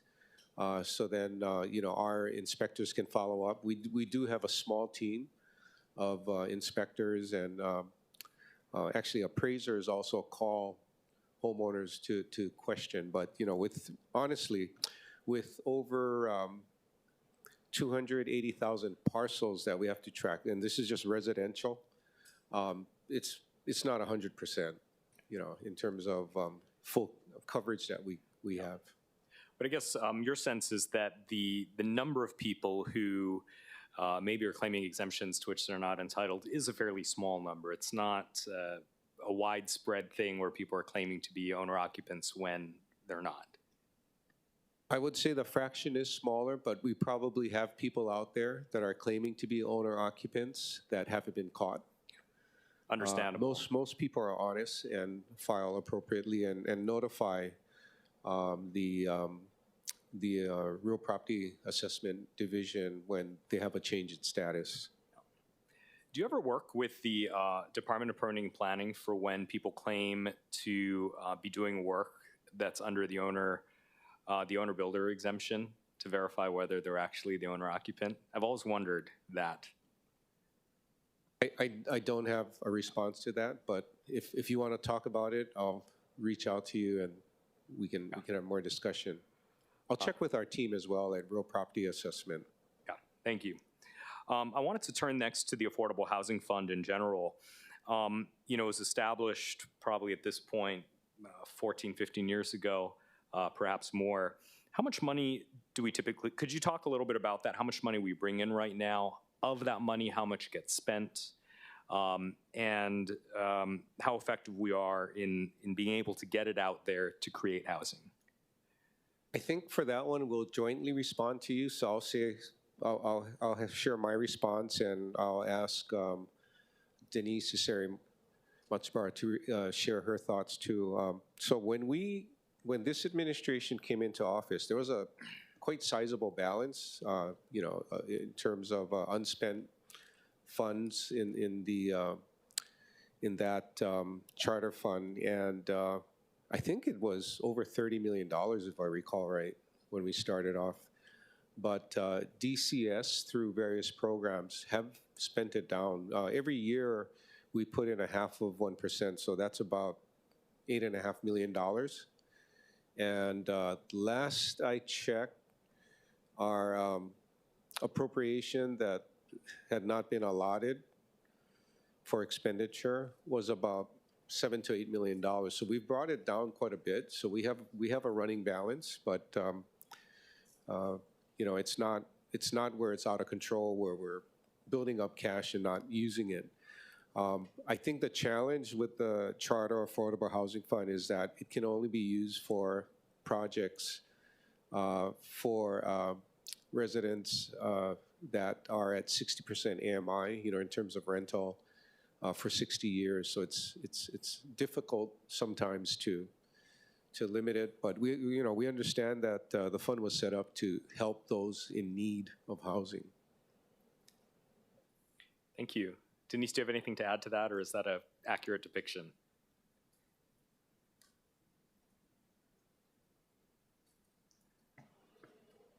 Thank you for the question, Denise Iseri-Matsubar, Office of Housing. So Director Kawano is absolutely correct. There's about $8 million for fiscal year 24 that was solicited in the DLM HOU combination. So what happened with this fund is it transitioned earlier this year from DCS to Office of Housing with DLM. So there's a bit of a transition that's going on. So we're trying to get through that. The fiscal year 24 funds are under evaluation now. We hope to get a selection and an award before the end of this month. The next tranche of funds for fiscal year 25 is roughly $22.8 million. There's another solicitation under review by procurement. It's not going to be for the entire tranche, but it's going to be targeting a certain portion of that 60% AMI. But you understand this part, the challenge, because that's not enough funds to fund complete projects, right? It's part of the seed funding. It's part of, well, I shouldn't say seed, it's part of the leveraging funding, because we really want to look for leveraging. I think initially it was thought of as a seed funding, but what you're going to find is the seed funding and acquisition, well, funds that were awarded for acquisition have still not taken off yet. That was a couple of years ago. There's 2 projects that really haven't moved. So what we needed to understand was the constraints of this particular programmatic funds and try to make it work with housing financing programs that are going on, particularly with the state. Otherwise, we're going to be relegated to funding entirely very small projects. So that's some of the choices policy-wise we have to make. I look forward to hearing your recommendations, as we do fairly often, about how we can use our city money to leverage other things. And as you know, I've been working on that with Chair Weyer and the Zoning Committee Chair Say on some of these things. I did want to address one more question, and well, actually 2 more questions. Director Kawano, in your comments, you mentioned an issue with the charter and a concern that by allocating these funds that might run afoul of the charter restrictions on it, that we shall set aside, effectively shall set aside half 1% of property tax revenues to this. But is there any language in the charter that precludes us from adding additional funds? To my knowledge, no. But my understanding is that it's quite prescriptive, you know, in terms of what it says. But no, it doesn't. I don't recall seeing anything that we cannot add more funds. Yeah. Good to hear, because I think that if we are going to allocate more funds, you know, I want to make sure that that's not an argument not to add more funds. Last question. We as the council allocated, I think in last year's budget, $170 million for various affordable housing initiatives. Very little of it was actually spent. If we were to allocate funds, what assurances do we have that this would actually be spent? The $170 million last year, I think for FY24 and 25, was an appropriate CIP appropriation. So you're not actually allocating funds. You're authorizing the administration to spend through the issuance of bonds. So we're not allowing cash to sit, so to speak, because it's really an authority. You're Well, let me giving us change my authority, question yeah, then. to If, issue, yeah. with the 170 million that was authorized, how much of it was actually spent? I would say about half of it. We didn't spend. We were far short from spending all of it, and I think a large thing to consider, because I think our managing director has covered our activities in the past, is that there are a lot of things that happen beyond spending city CIP monies to impact affordable housing. Good example is getting involved in private activity bond financing again, which took a lot of time. The Corporation Council had to draft rules. We went through a lot of learnings, working with developers, talking to attorneys that are very familiar with that kind of financing. And so startup took a while, but it provides significant resources for affordable rental, multifamily rental expansion. Okay. Oh, sorry, my mic was on. So I know Councilmember Santos Sam said he has another question, and then we'll go over to Councilmember Tolba, and then we'll do the info briefing. Okay. Sorry, just one more question. So I appreciate all of that. I appreciate that the administration has gone out for the private activity bonds. I appreciate the administration's been a good partner for what we're trying to do with Bill 3 and Bill 31. But I can't help to think that if we've authorized $170 million, of which about half has actually gone out, why are we potentially going to lapse $92 million of allocation in a housing crisis? Excuse me? I mean, if we've allocated $170 million, right, we've about half of that's been spent. At some point, that authorization ends at the end of the fiscal year.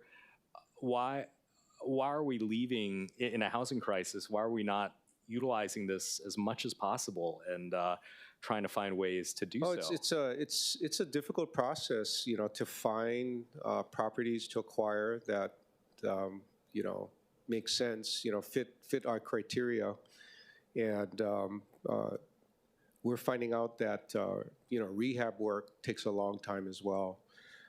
I've stated from a fiscal standpoint during budget session that if we don't use all of our CIP appropriation, it's not a bad thing. We avoid debt service, and debt service is funded by the general fund.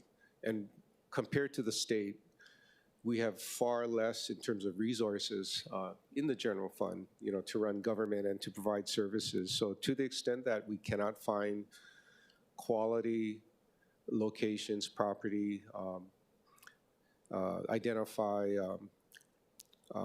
renovation work, rehab work that makes sense. To me, being a number cruncher, it's okay. We can save on the debt service. So I don't see it.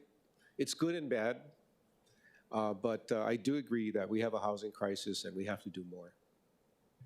Mahalo for that, Councilmember Tolba. Thank you, Chair. Director, for $800,000 house, how much will these owners be forced to pay for an empty home tax? So 3%, roughly $24,000. Okay, so currently, if we impose the 3% empty home tax on an $800,000 home, the property tax for the homeowner would go from the current residential property tax of $2,800 to a new tax of $24,000 plus the $2,800. That's a tax bill of $26,800. That's a 857% property tax increase to the property tax owner, correct? Your math is correct, yeah. And, for me, that is why I like to see more data on the number of empty homes in our city. This is a huge property tax increase that we're passing. I feel for everybody. I understand what it is to struggle, but I don't want to hurt hardworking local people that did their due diligence, worked hard, and bought these homes. So I just wanted to make sure that we understand what we're doing here. And we're increasing a lot. So thank you, Director. Appreciate that. We'll go ahead and take testimony, CLMCC, and then close testimony. If you want to unmute and proceed.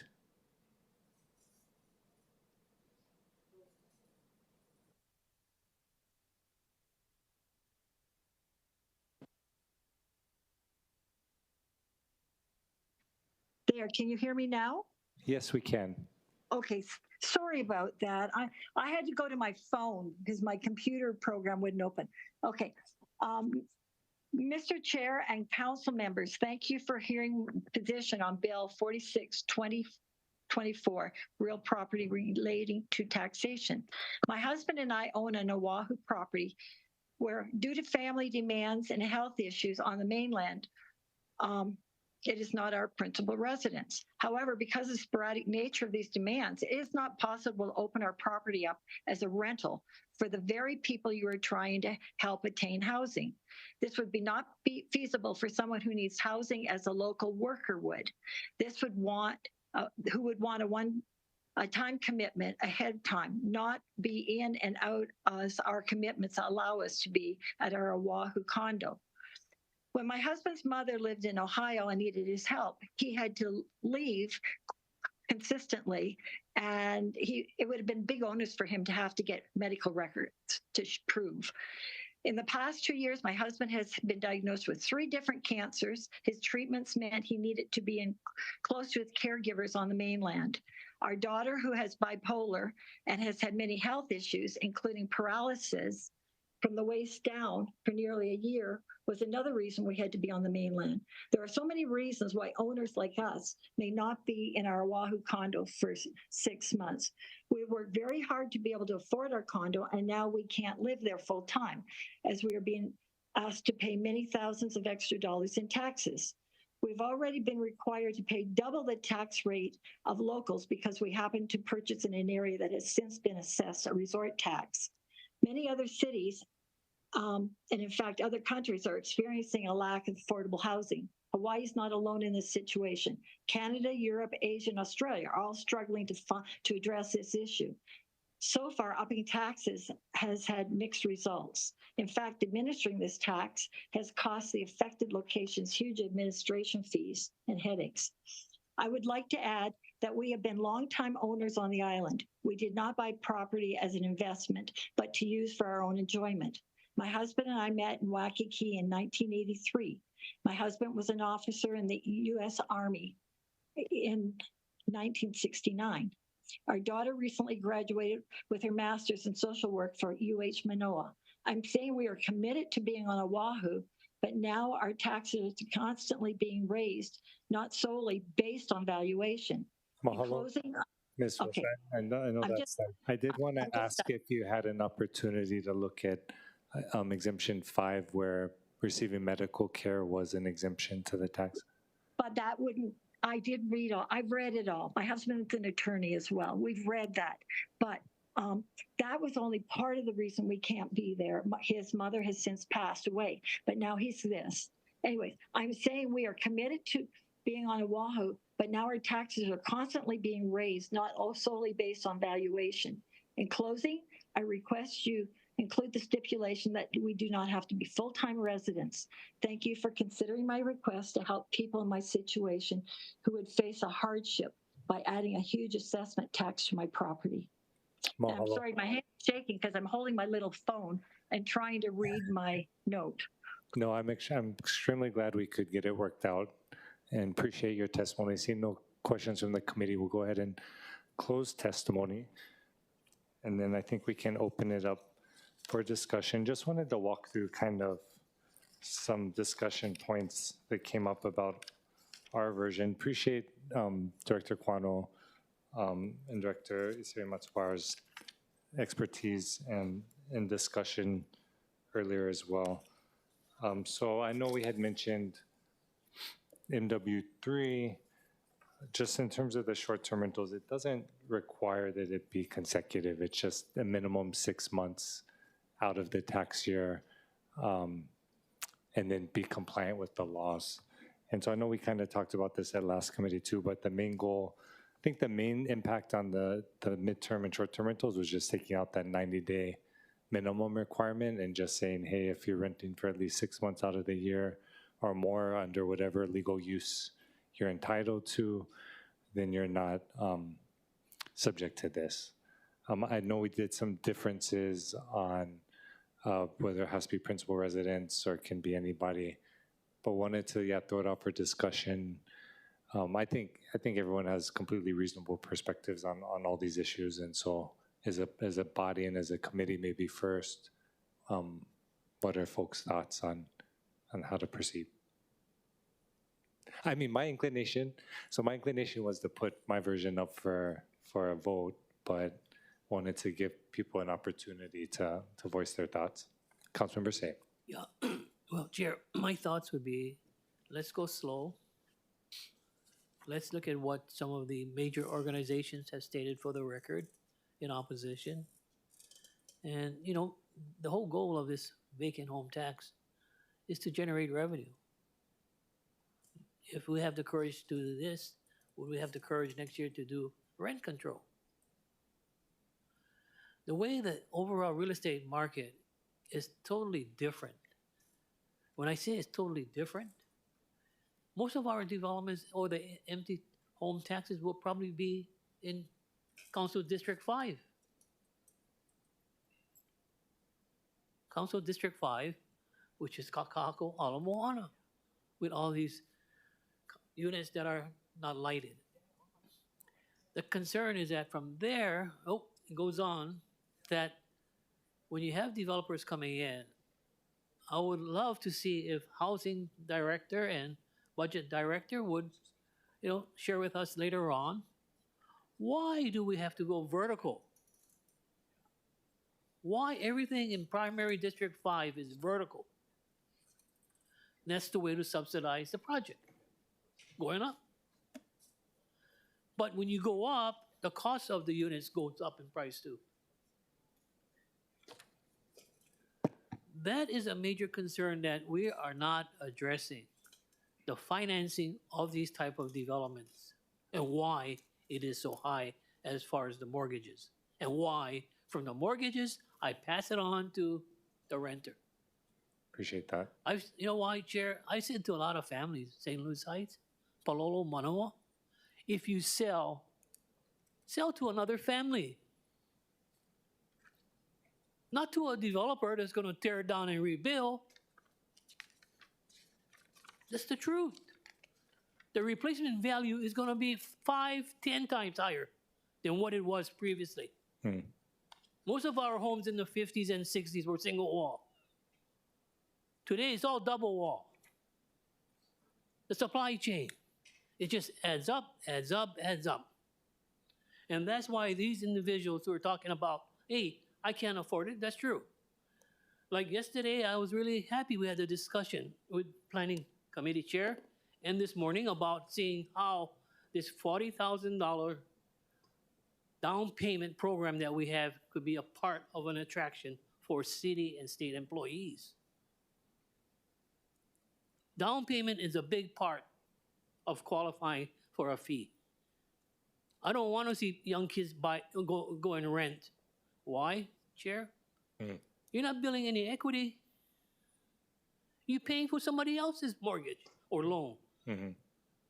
Will this also affect renters, that they'll be paying more than what the present assessed value is, and then the 3%, whereby that particular family would then say, or the private owner would say, of that 3%, I'm going to pass it on 1.5 to the renter. That's the concern, that we're not trying to address what the source of our problem.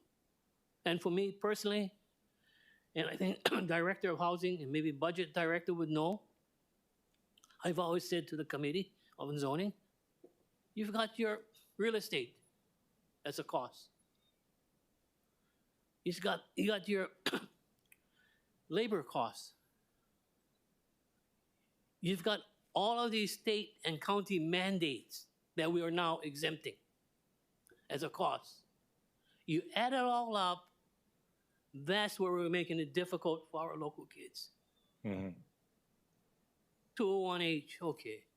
Bill 7, okay. But I look at today, the rents are still so high. And the kids are all moving out again. The city has to look at it, the administration, from another point of view. You cannot just depend on District 4, 5, and 6 as the primary urban center. And if you're going to do that, then all of the real estate projects are going to be vertical. Vertical, which is much more expensive. And dense. And dense, Yeah. right. So in closing, go slow, see how far we can go with it.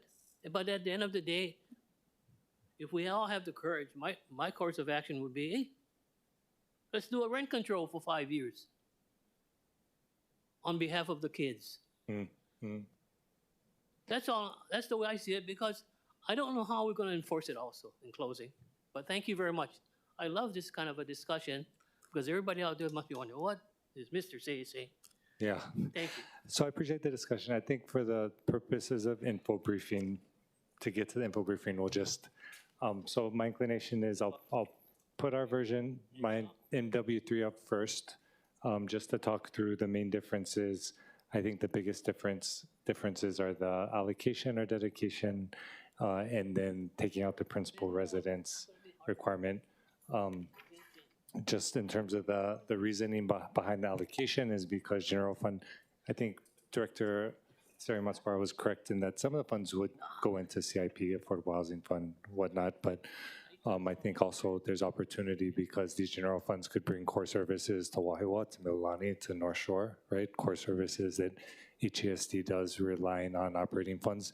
It could fund additional vouchers, not the HUD ones, right? But the general funded vouchers that we provide, it could fund a whole host of services for our community. And so I totally understand and respect the desire to preserve the funding given the uncertainty about our future budgets. So I'm 100% okay with that.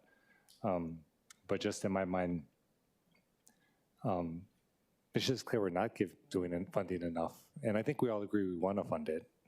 But in my mind, I think it's just appropriate to allocate a portion to the homelessness and housing. But understanding, even if we don't allocate it in Bill 46, all of us can, of course, appropriate it in the budget bill. So that was my reasoning. No, completely understand if folks disagree. We can just vote on it. Chair Waters, if you want to. Yeah, my opinion is that we go forward with your version, you're the chair, and that if there are any other amendments that we do it at the next committee, which is budget. While I fully respect a previous speaker and his comment about going slow, this is the third version of this bill that I've introduced. The first version I think I introduced in 2019, 2020, 21, 22, 23, 24. So I've been going super slow and being very, very patient.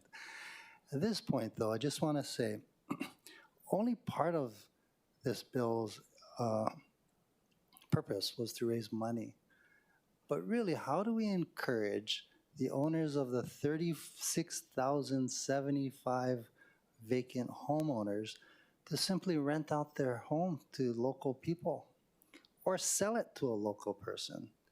Really, that to me is the encouragement, right? You pay the higher tax. ʻIKENāKEA, come invest your money from the mainland if you like, but you can pay the higher tax.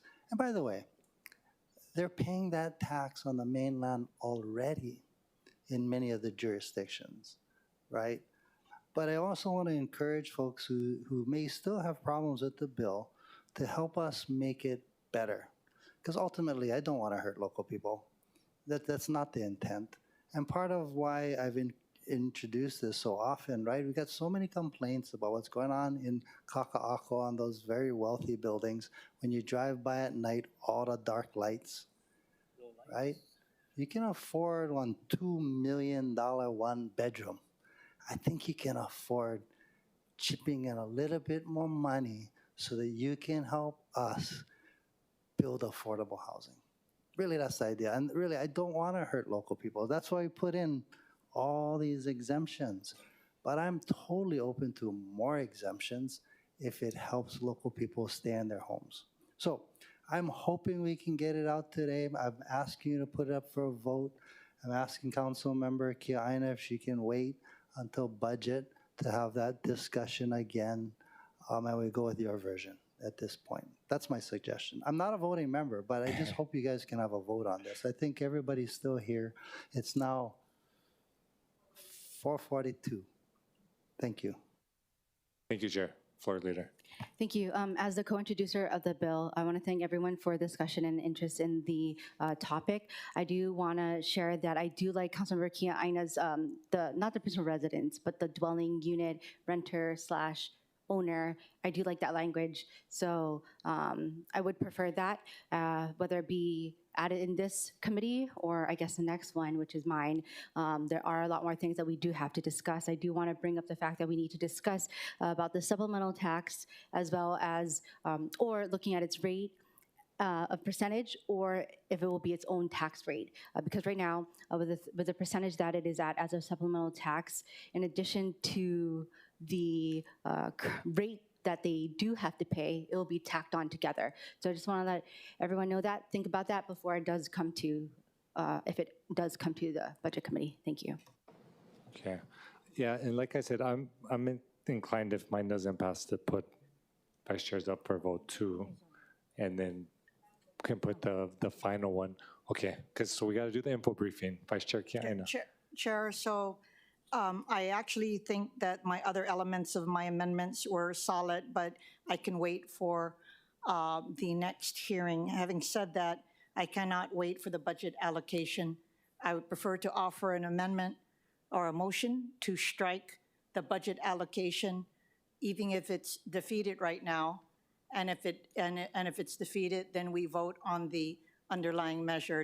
That would be my preference right now, because I do believe that we all get it, but we have a philosophical difference on trying to merge the two issues. I believe it is a budgetary challenge, and quite frankly, the voters of Oahu voted down an allocation from the real property tax for the Affordable Housing Fund. And so I'm just saying that if you're trying to get a window into to what people are thinking, they didn't even vote on that. And where were everybody who support more funding for the Affordable Housing Fund to get that to the finish line? And so I believe that we have done a good job under our tenure to try to get increased funding for affordable housing and homelessness in both the CIP and operating budgets. And I guess I would like to offer a motion to vote on that. And if it fails, then I'm willing to support movement of this bill out of the committee. That's my preference.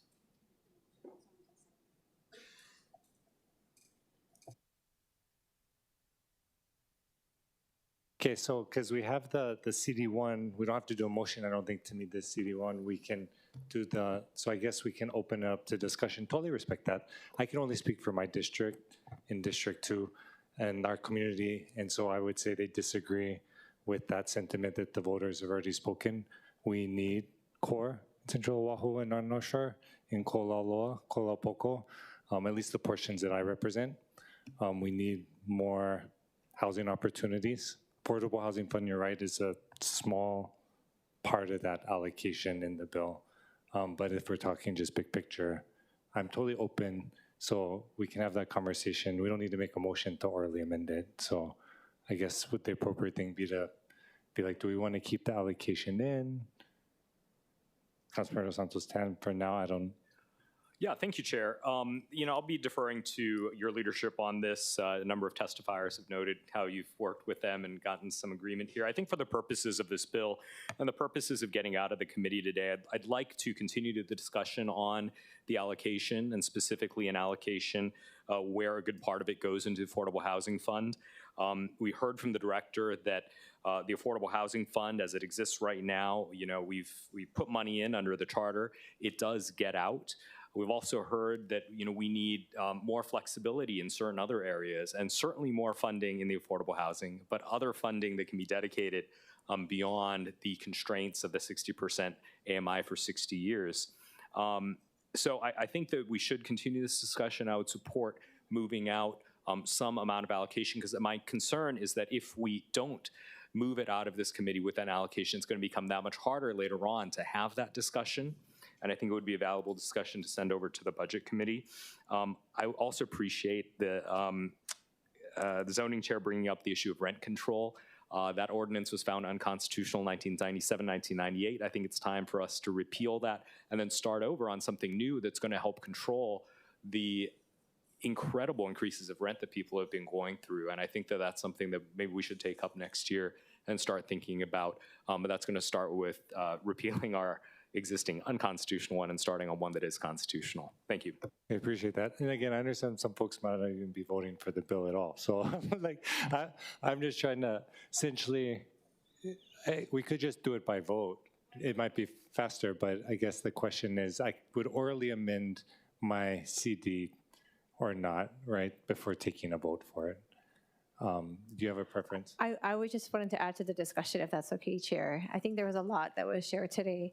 And I understand there's been multiple versions of this, and Chair Waters has talked about how he's been trying to do this for years now, so thank you for your patience. I think just the questions and concerns I have are, in hearing the testimonies, there's a lot of concern of outside investors, and I believe none of us want our local units to go to outside investors. My concern is that this measure, in any form, will then not just impact those, but impact the locals that may have more than one property. And there's been testimonies of how that could be detrimental to them for one reason or another, whether they have it for their child's inheritance or something else, why they would do that. But I think, in hearing all the different types of conversation, really the concern I hear is what's happening with the cost of living. We have to address the cost of living, and that's something that we can't do necessarily here in the city. That's not just our purview.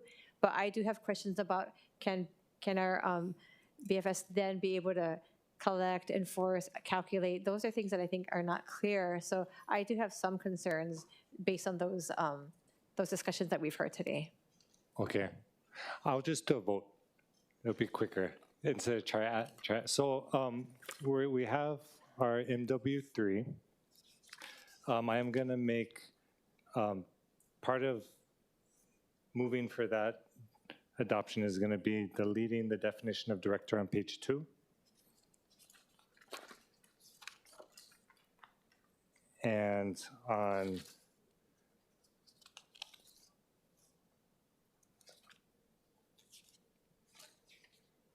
page 4, the tax revenue section, that first line would be orally amended to just read, revenues from the empty homes tax collected under this article shall be earmarked as follows, semicolon. Okay, this is our first vote, and then of course if it doesn't pass, we'll go on to the next one. Okay, so then I'm gonna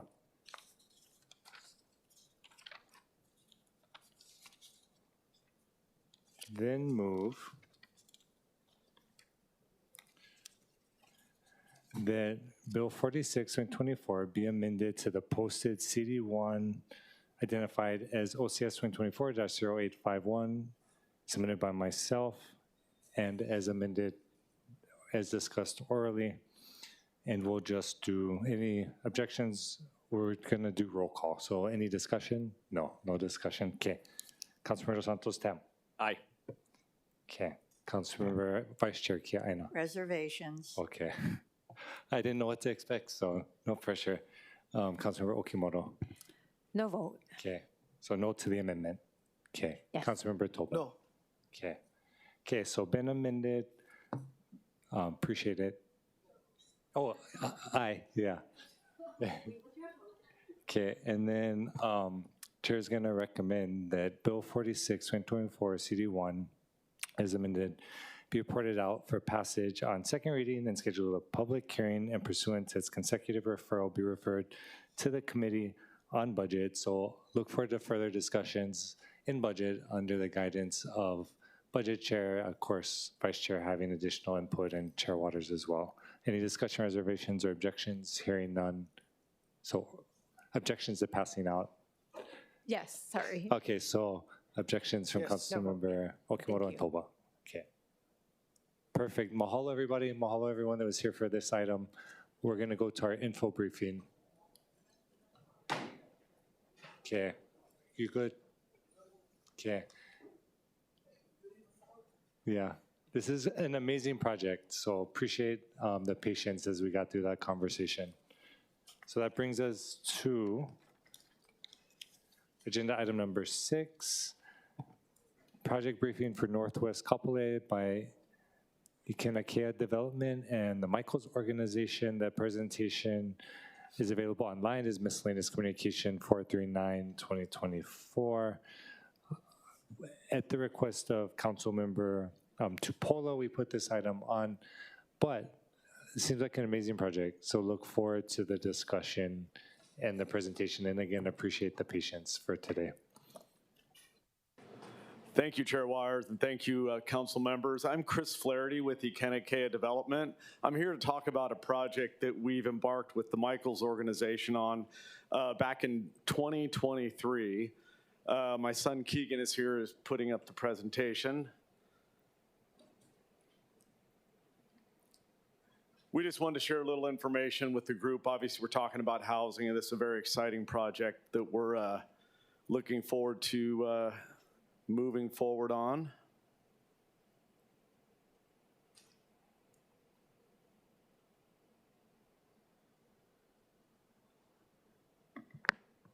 Is that okay? So this project is called Leivili KAPOLEI. It's an anticipated development program of approximately 700 to 900 affordable housing units. The range of affordability will be from 30% AMI to 140% AMI. It will be rental and for sale. There is also just about 95,000 square feet of versatile commercial space included in this development. It's a high quality green open space with a lot of recreational space. And as I mentioned, it's a mixed use development project with commercial and residential. As you can see, it's located, it's the last remaining property in the village's KAPOLEI master plan community. It is located on the Mackay corner, Diamond Head side of Fort Barrett and Farrington Highway. It's right next to the Veterans Administration housing project that was recently completed. And you can see it located, it's the green L-shaped area. Next slide. As you can see in the slide, there are 4 phases of this project. The yellow phase is the commercial phase. The purple phase is going to be our first phase, and those are 172 unit buildings that we will plan on going in next year for financing, which you can see is building B and C. It's 344 units total, all catering to 60% AMI and below. The future phase D at the Mackay side of the purple area, B and C, that'll be 72 units of affordable for sale product. And then the future, the pink area, A and B, we're hoping to cater to the missing middle, or 80% to 140% rental. Next slide. And one last thing, Keegan, if you can go back. Beneath building A and E will be mixed-use retail on the ground floor with residential above. Next slide. As you can see on this slide, as I mentioned, the 272 unit projects, both B and C, those will cater 60% to 30% AMI. They will be rentals. And as I mentioned, A and E will be mixed use, residential below, with, I believe, I can't quite see the numbers, a little small there, but that's 484 units of rental housing from 80% to 140%, and then 72 units of for sale product at the Mackay side of the property, where it says building B and D. Next slide. This gives you a massing plan. The first phase of our project are the 2 buildings that are colored. We're hoping to submit for tax credits in February, and they're both 172 unit podium structured projects. There'll be 3 entrances, one off Fort Barrett, one on Farrington, and one on the Diamond Head side of the property. This also gives you another illustration of the project in the first phase, which is the 272 unit projects illustrated. Next slide. I mentioned earlier that the first phase, which is buildings B and C, are both 172 unit tax credit projects, 60% AMI and below. It will have 72 1-bedroom, 110 2-bedroom, and 60 3-bedroom. We have just submitted our 201H application to DPP today, and so we are in the process of hopefully having a completed 201H with an emergency proclamation approval by December of 2024. It's important that we have that so we can submit for tax credit applications in February of 2025. That would allow us to complete our financing by August of 2025, with anticipated building permits in April of 2027 and commence construction in May of 2027 and completion and lease up of November of 2028, thereby bringing into the market 242 total units. We recently completed our traffic impact report, and we were happy to see that the measures that we are implementing did not greatly influence the traffic that was anticipated. The infrastructure service for water, sewer, and drainage, power, and cable communications are readily available to the site. There will be sufficient on-site parking as planned to accommodate both the residential and commercial uses. The development proposes large landscape connected green areas in the open spaces. Next slide. The water will include water conservation, landscaping, appliances, and fixtures. And from an educational standpoint, we believe, and in consultation with the Department of Education, this will be a critical housing need to accommodate teachers in the area as well that are obviously, the Department of Education is struggling with teaching capacity issues. So next slide. As I mentioned earlier, we submitted our 201H application. We have some exemptions listed here, such as stormwater connection fees, 1 max height fee, park development requirements, water service facility charges, which would be deferrals. And as I mentioned, we're going under the emergency proclamation state exemption charter, which allows us to exempt school impact fees, school impact districts, and new building permit requirements, and obviously the City Council approval of the 201H exemptions. Next slide. We've done a tremendous amount of outreach. We're working in unison with HHFDC. We visited with the Makakilo KAPOLEI Hanakai Hale Neighborhood Board, number 34. We've actually had town hall meetings at the Village of Kapolei Association. We've been meeting with Councilperson Topola at District 1, State Representative Kanani Souza, the Hawaii Office of Veteran Services, Senator Mike Gabbard, the State Department of Education as well, and Superintendent and Principals, Kapolei Chamber of Commerce, the Office of the Governor, and many others. We've been very active in the community and obviously are here for informational purposes, keeping everyone abreast of what we're trying to accomplish. This shows a timeline of what we've been doing. Started community outreach in April of 24. We submitted our application for the 201H and the emergency proclamation in August of 2024. HHFDC has been reviewing the 201H and emergency proclamation applications.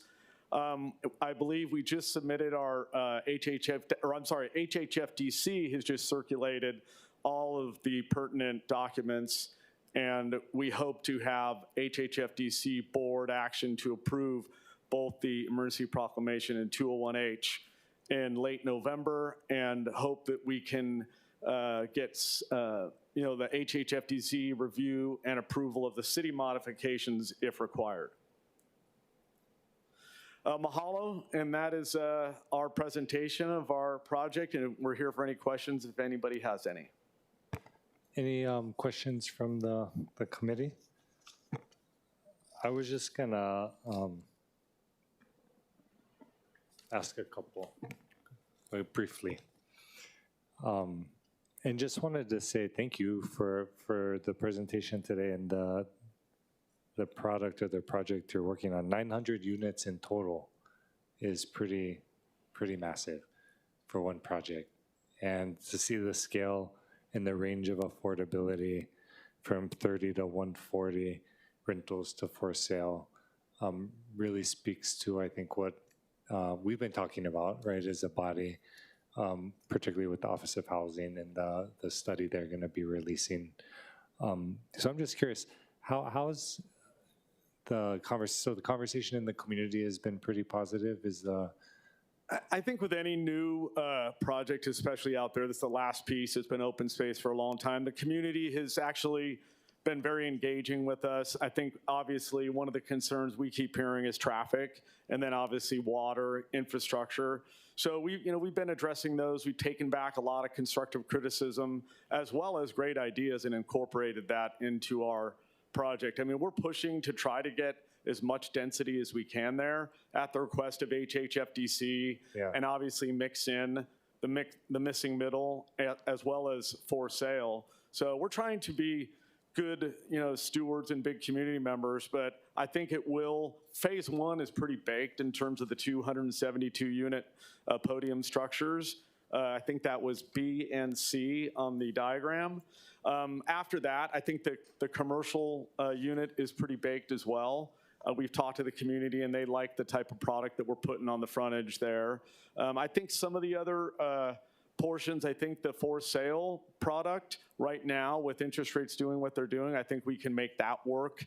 Whether we can get much deeper than 100% AMI for sale might be difficult. It depends on how our exemptions come back. So, and I do think if there's a way that, obviously if there's more rental housing revolving funds available, I think the tier 2 applications for making that missing middle work could help those other two projects as well. So, we look at a 10-year, probably 10 to 12-year build out of the project in totality. And so it's going well, but we've been very engaged with the community, and I drive out there quite often and I look at the traffic, because traffic was a concern from the get-go. We've heard about it from the community, and we think our traffic report made us feel comfortable, and we were able to share that with the community as well.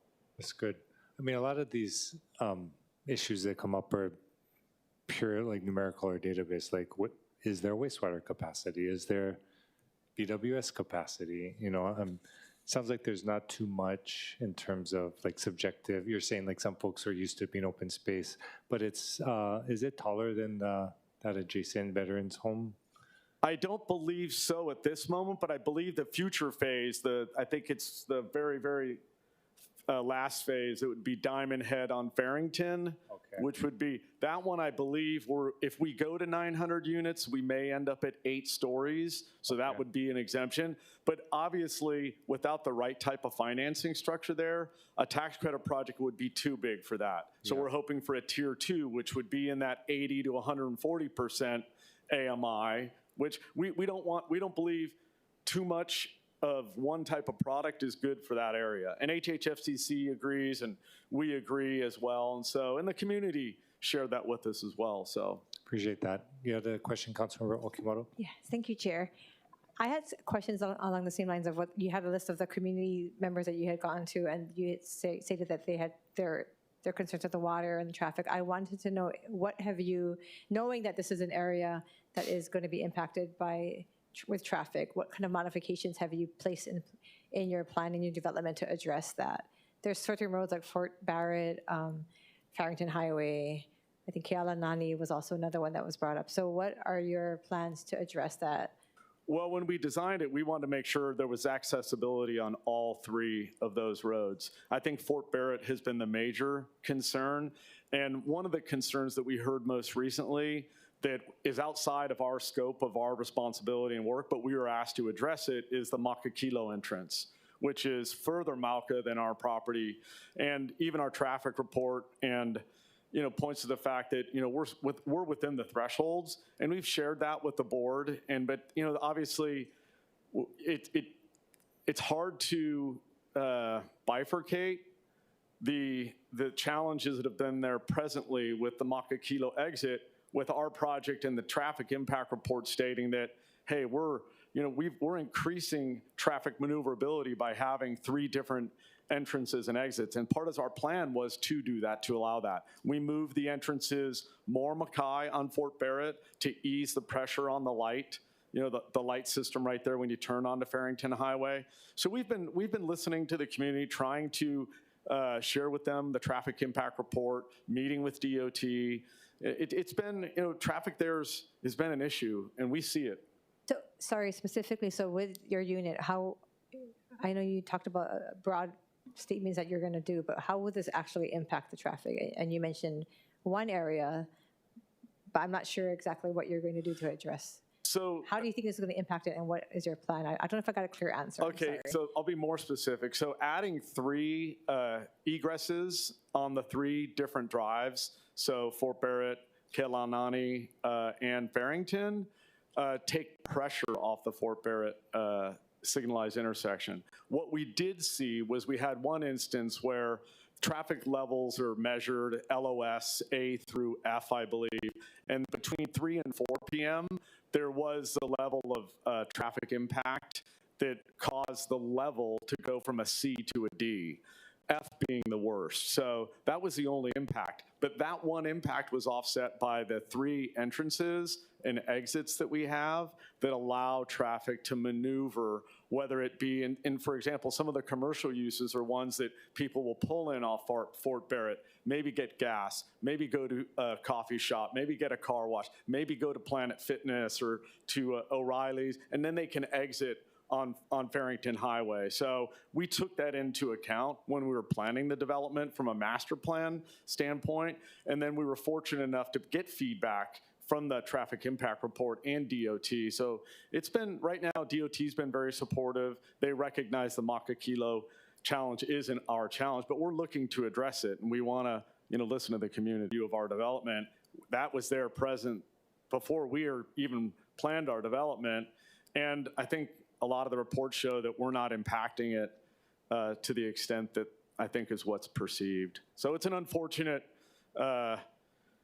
inherent challenge to doing a development like we're doing, but we're trying our best, and hopefully there can be movement maybe from the city or the state to maybe do something in Makakilo. Our traffic engineer made some recommendations as to what could possibly be done, and all we can do is be a proponent for that, but it's outside of our purview. So just so I understand, again, the project will have an impact. You stated that, and you are working around the streets, or the streets around your development, but the concern was the Makakilo exit. I guess that's away from this project, and you're hoping that at some point that can be addressed to offset the traffic that's going to be caused.